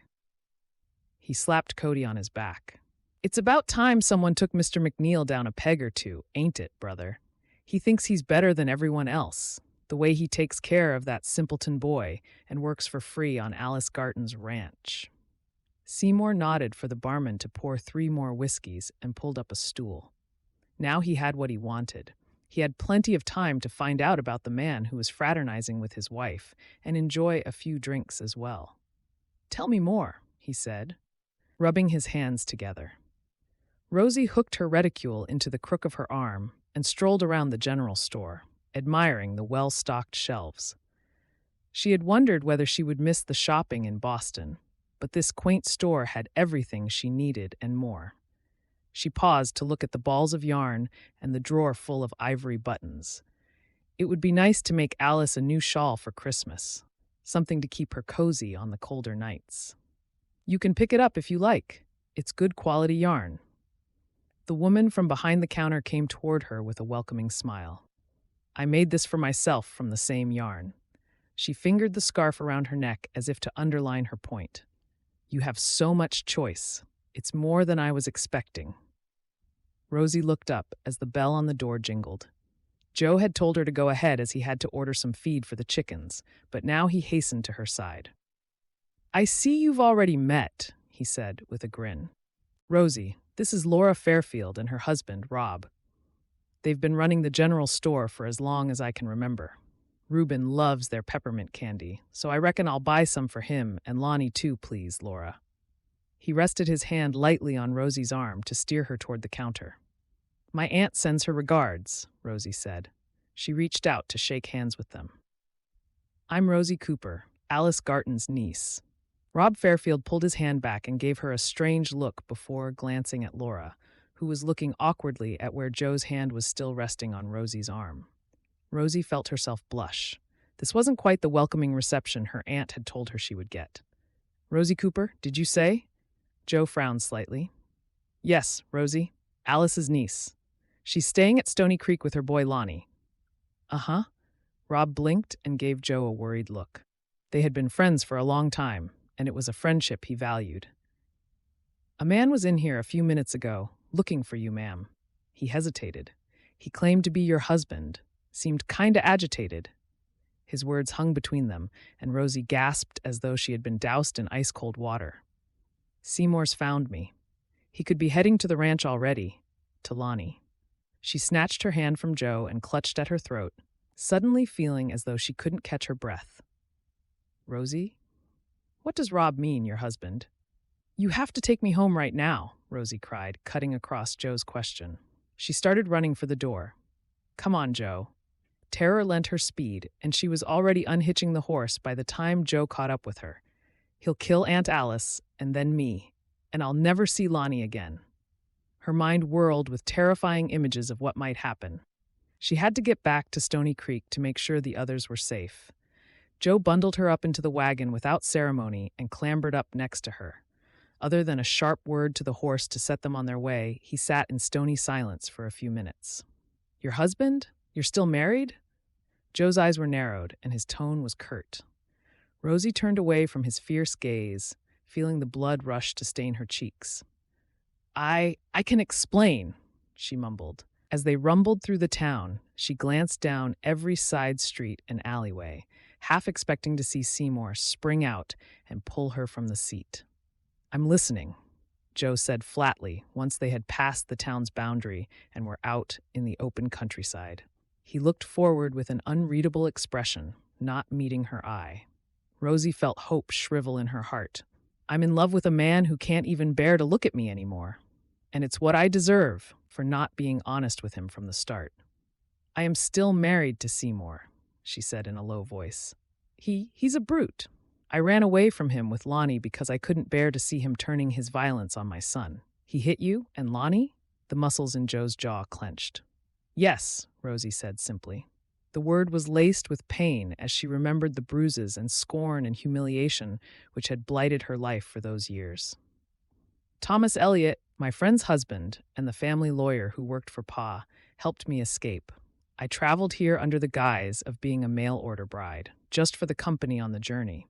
But really, it was just to come to the ranch. He's sending me the documents shortly to dissolve the marriage." "I see." Joe's hands tightened on the reins. So what's he doing in Elk Lake Bluff, this husband of yours? Rosie felt tears pricking the back of her eyes. I expect he's here to kill me and take Lonnie back to Boston. She gave a hollow laugh. Seymour is not the sort of man who forgives and forgets, Joe. I thought we'd come far enough away to be safe, but he's found us. A curse left Joe's mouth with the intensity of a rifle shot, making Rosie flinch. I'm sorry. I should have told you everything. I wanted to wait until the documents were signed and I was free from him. She looked out across the vast landscape that she had already started to think of as home. I never intended to lie to you, just like I never thought I'd grow so fond of you. Her thoughts turned darker. He'll never want to see me again. The best I can do is take Lonnie and leave immediately to try to stay one step ahead of Seymour. Her heart squeezed painfully at the thought of leaving the people she loved. Joe reached across and laid his hand on hers, turning to meet her gaze properly for the first time. I'm not angry with you, Rosie. I'm angry with him. How anyone could dream of hurting someone as lovely as you, I can't even begin to fathom. His jaw clenched with emotion again. I have to deal with him.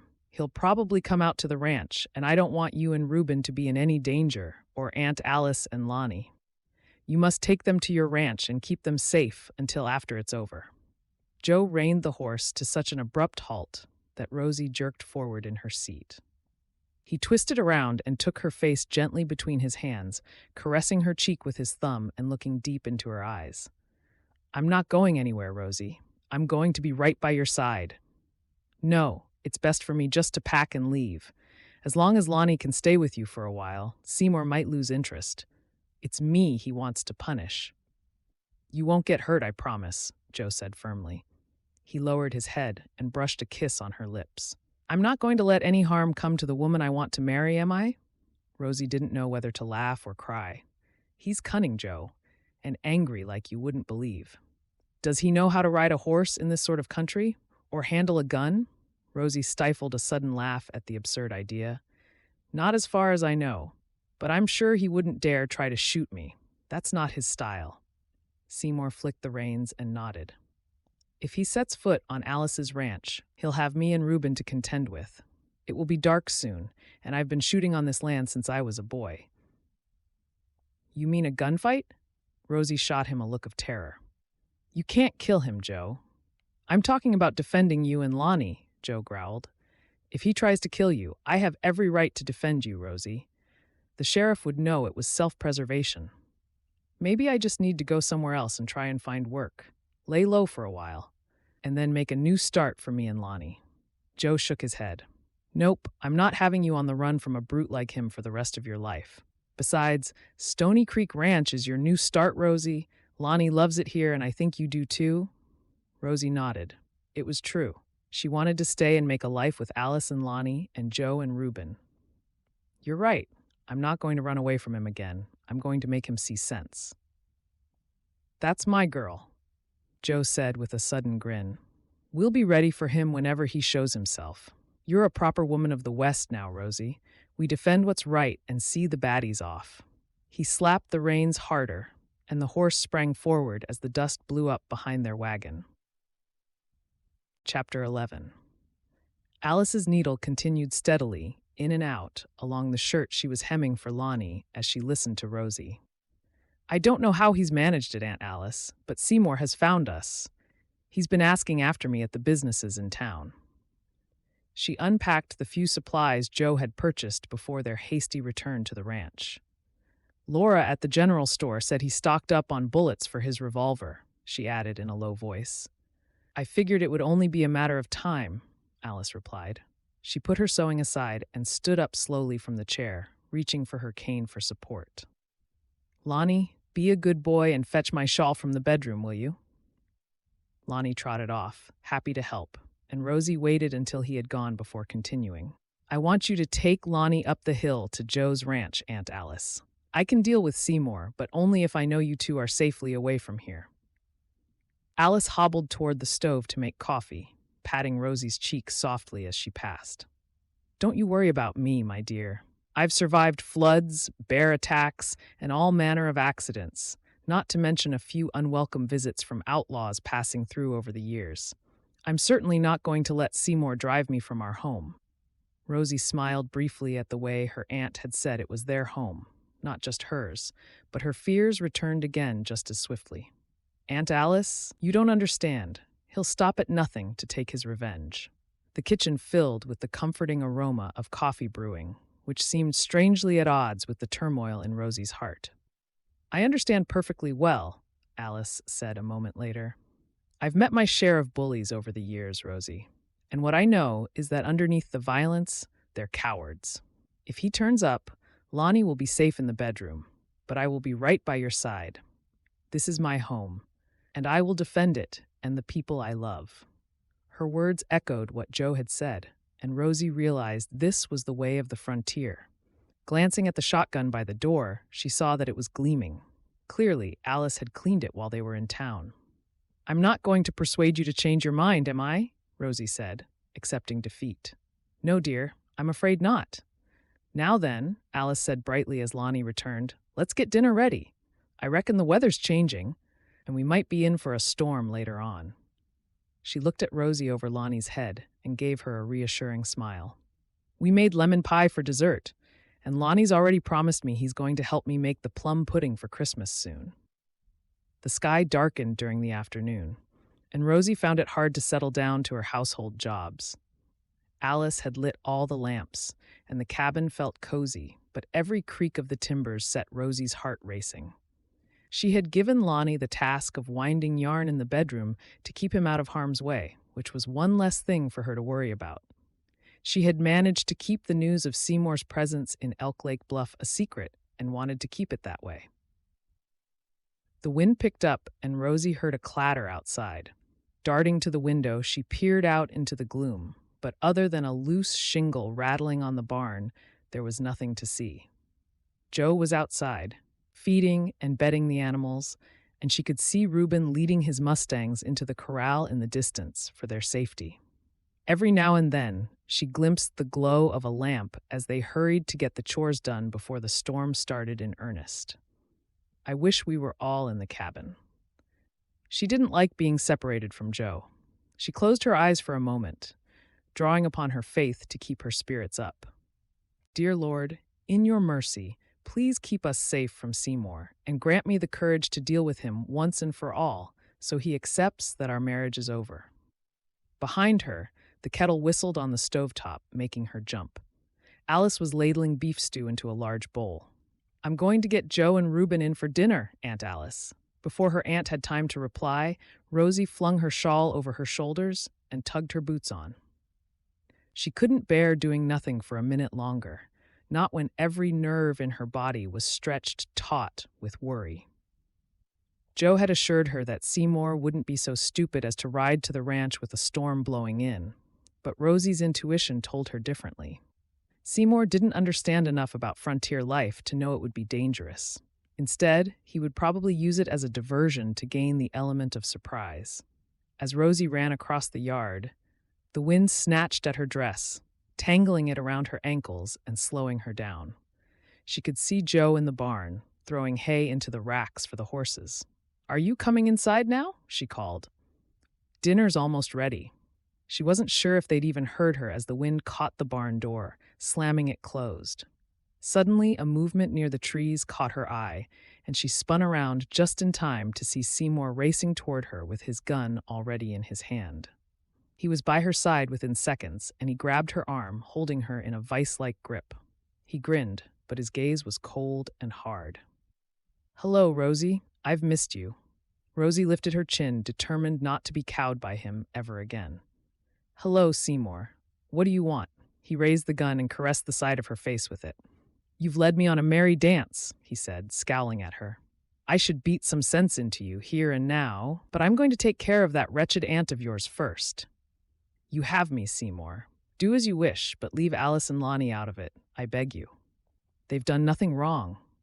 Seymour chuckled in a maniacal way that made Rosie feel chilled to the bone. "You're Alice's only living relative, Rosie.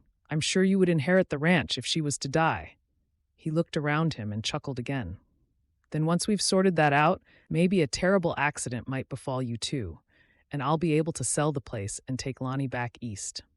Rosie looked at him, aghast.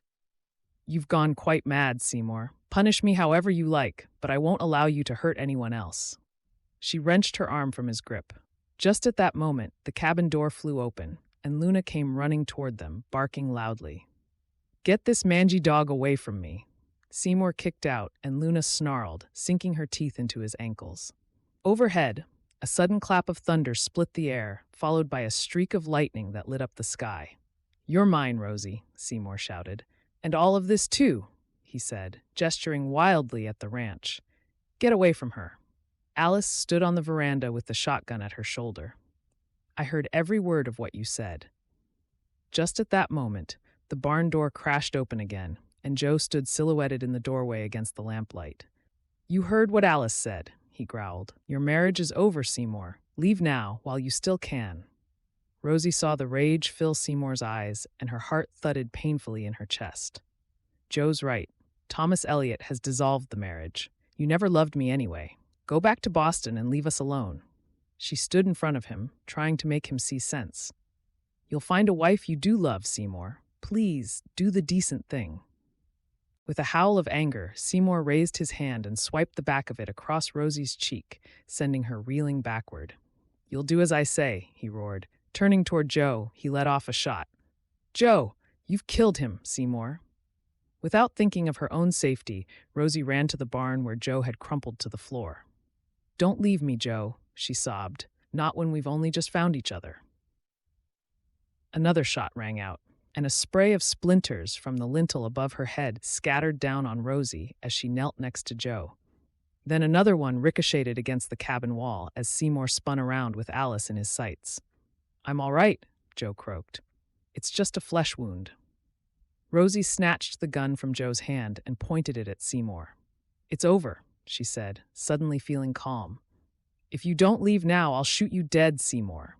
A thud of thunder ripped through the air again, followed by an arc of lightning. "Look out!" Reuben's shout was loud and urgent.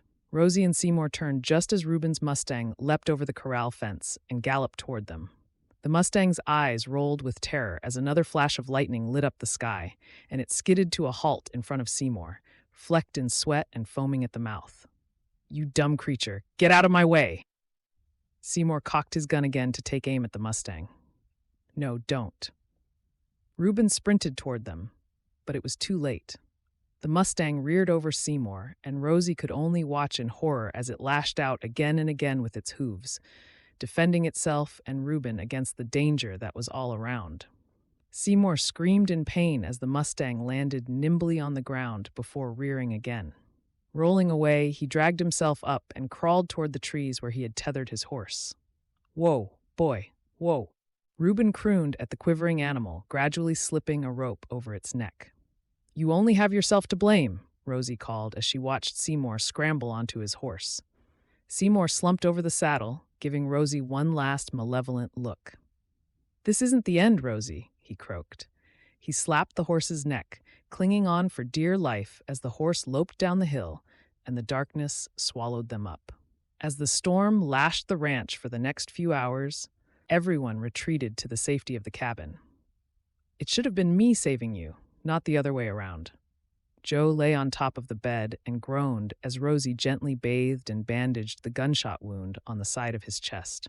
"Reuben saved Lonnie, so think of it as me returning the favor," Rosie said softly as she helped him into a clean shirt. "How is Lonnie?" Joe managed to sit up higher in the bed and took her hand in his. "Did he see it all happen? It's a lot for a boy to take in about his pa." Rosie shook her head. Alice already made sure he was under the bed, and when Seymour let that shot off toward the cabin, she went back inside to check that he was safe. She didn't want him to see his pa in that state of mind, and for that to be his lasting memory of him, which I'm very grateful for. "And how are you?" Joe continued. He reached, wincing slightly, and brushed a lock of hair from her face. "Do you think it's over now?" "I hope so," Rosie sighed, her eyes clouded with something akin to regret. "I thought I loved him once, a very long time ago, and without Seymour, I wouldn't have my darling boy, but he's not the man I thought he was." Joe pulled Rosie closer, and she rested her head on his shoulder. "None of this is your fault," he murmured. "You did what you had to do to survive and to take care of Lonnie." "But what if?" "We'll go to the sheriff at first light, and he'll make sure Seymour leaves town. He's too injured to come back here tonight." Rosie nodded and sighed again. The events of the evening were catching up with her, and she could feel her eyelids getting heavy. "Why don't you go and get some sleep with Lonnie now?" Joe said, easing her upright again. "As much as I'd like to have your company for the night, he needs you more." His mouth twitched in a smile. "Besides, we have to wait until things are official." Rosie yawned and gave a sleepy laugh. "We'll have to see about that, Mr. McNeil. You don't know what my answer is yet." The sun was just peeking over the top of the trees the following morning when Rosie woke up. Even though she had thought she would find it impossible to sleep, once she had Lonnie by her side, she had fallen into a deep and dreamless slumber. But now, the memories came flooding back, making her restless. As long as Seymour was still alive, she would be on tenterhooks, always wondering when he might show up again. She crept from her bedroom, wondering if anyone else was up, and Luna snuffled at her hand, wagging happily when she went into the kitchen. Alice was outside in the garden, and Reuben's hat and coat were missing, so she guessed he was already with his beloved Mustangs. Rosie made a pot of coffee and poured herself a mug, taking it out to the veranda. Just as she was about to take her first sip, she heard the distant thrum of a horse and rider approaching. Her heart sank. "He's determined to get his way," she muttered. But this time she was prepared.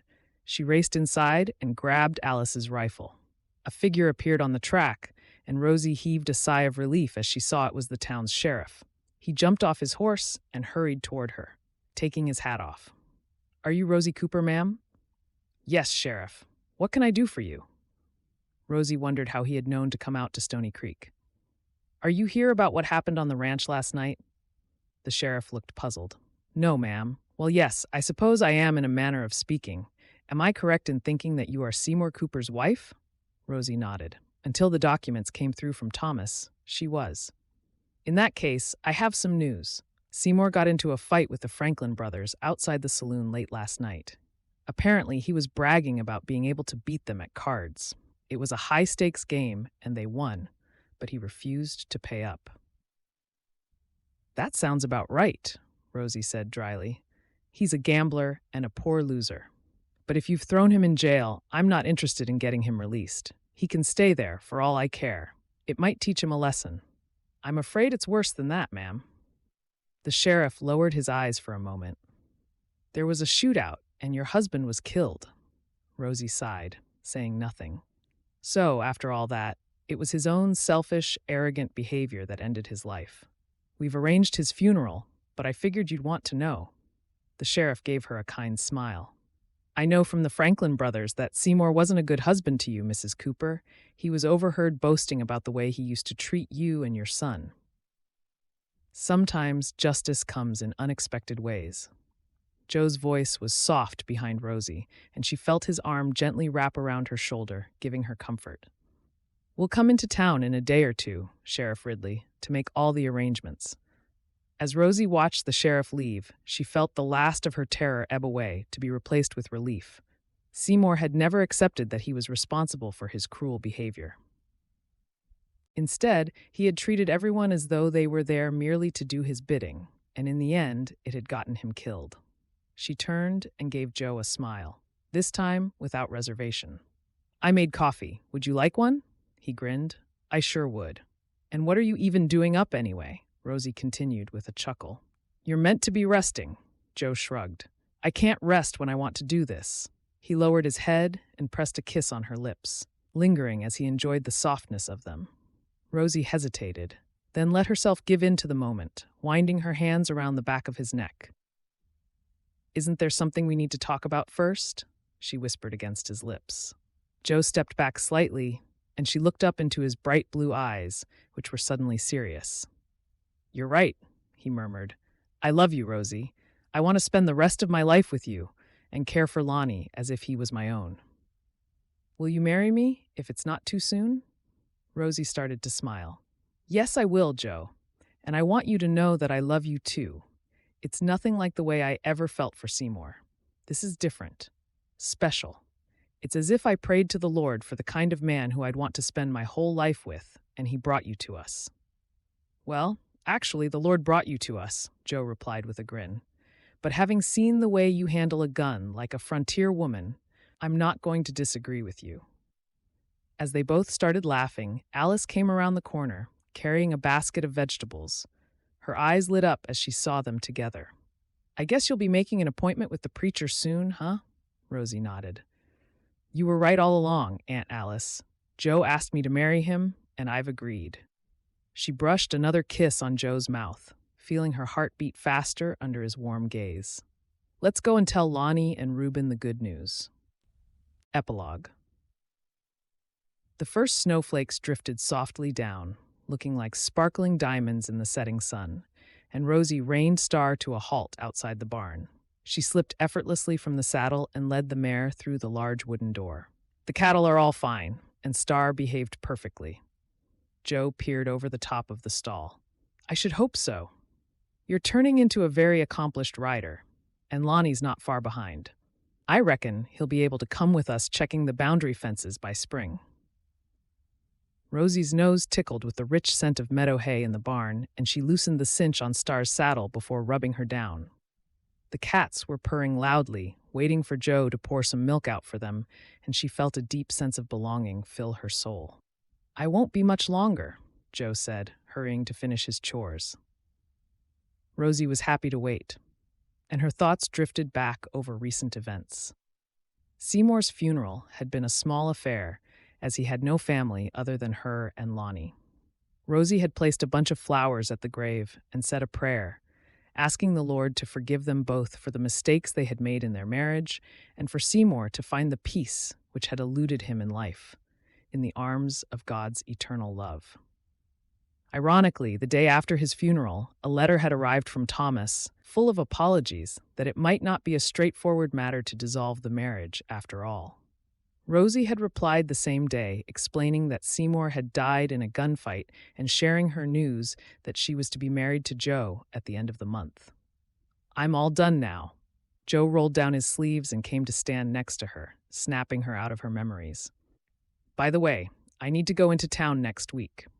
Would you like to come too?" He gave her a mysterious smile. "Our first Christmas together is just around the corner, and there are some things I need to pick up from the general store." "That's perfect. I've ordered some yarn to knit a scarf each for Reuben and Lonnie. Aunt Alice said she thinks we're in for a cold winter." Joe glanced along the stalls, checking that all the animals were happily settled for the evening, and then poured some milk out for the cats. "I reckon so. We'll have to make sure we've got all the supplies we need in case we get snowed in." They walked across the yard arm in arm, and Rosie reflected on how much her life had changed in such a short time. It had only been 3 months since their wedding, and she felt truly blessed to have found Joe. After a conversation late into the night about who would live where, Alice had told them that she already planned to change her will to leave her ranch to Rosie and Joe. Rosie knew that she would miss her aunt if she moved to Joe's homestead, so they decided that they would all stay at the Stony Creek homestead, which pleased everyone. "My first Christmas out west," Rosie murmured, feeling excited at the prospect. The lamps shone in the windows, casting a soft glow onto the ground where the snow was starting to settle, and the first stars were just starting to glimmer in the sky. Suddenly, Rosie knew she had to tell Joe what was on her mind and in her heart. She turned to face him, and he folded her into an embrace, looking into her eyes with an intensity that made her heart beat faster with love and desire. "I'm the luckiest woman in Oregon," she said. "When I came here with Lonnie, all I hoped for was somewhere to hide and heal from the past. But the Lord has blessed me in more ways than I ever could have imagined." Joe brushed the snowflakes from her hair before kissing her on her full lips. "I'm mighty glad you came, Rosie. Truly, I prayed for a kind-hearted woman who would raise Reuben with me, and he answered my prayers, and more. Seeing Lonnie and Reuben together gives me hope for the future, and it means we can care for Alice together too, which is what I always wanted. It's the perfect family, and we have a wonderful home to live in as well." Rosie smiled up at him and traced her fingers along his jawline. His rugged good looks always quickened her pulse, but what mattered more was that she knew he was a good man. Kind, loyal, and someone who she wanted to grow old with, tending the land. He gave her another kiss, this time on the tip of her nose. "We'd better go inside. I don't want my wife getting cold." Rosie grinned. "Your wife and new baby, you mean?" Joe gave her a long look. Are you saying, "Yes, Joe, I am"? Rosie stood on her tiptoes and kissed him on the lips, her heart overflowing with happiness. "I'm with child. Our family is growing." She watched his eyes fill with love and tenderness as he shook his head slightly in disbelief. The snow started falling faster, and Joe wrapped his arm over her shoulder in a way that was both gentle and protective. "I love you, Rosie. The Lord has blessed us in so many ways, and now we have a new baby to look forward to as well." As Alice stood at the window to close the drapes and keep the warmth in, she caught sight of Rosie and Joe outside. The moon was rising, casting a silvery glow over them, and the falling snowflakes made the scene look almost magical. Her eyes crinkled in a smile of understanding. She closed her eyes and sighed happily. "Thank you for bringing Rosie to Stony Creek Ranch, Lord, and for allowing love to blossom between these two good people." The end. Thank you for listening to this free audiobook, and we hope you enjoyed it. Martha Gillcrest writes clean romance stories that sweep you away to when times were simpler, with plenty of love and adventure to entertain you. If you enjoyed this story, be sure to like it with a thumbs up and subscribe to this channel. That way, you will always know when a new audiobook has been added for your listening pleasure.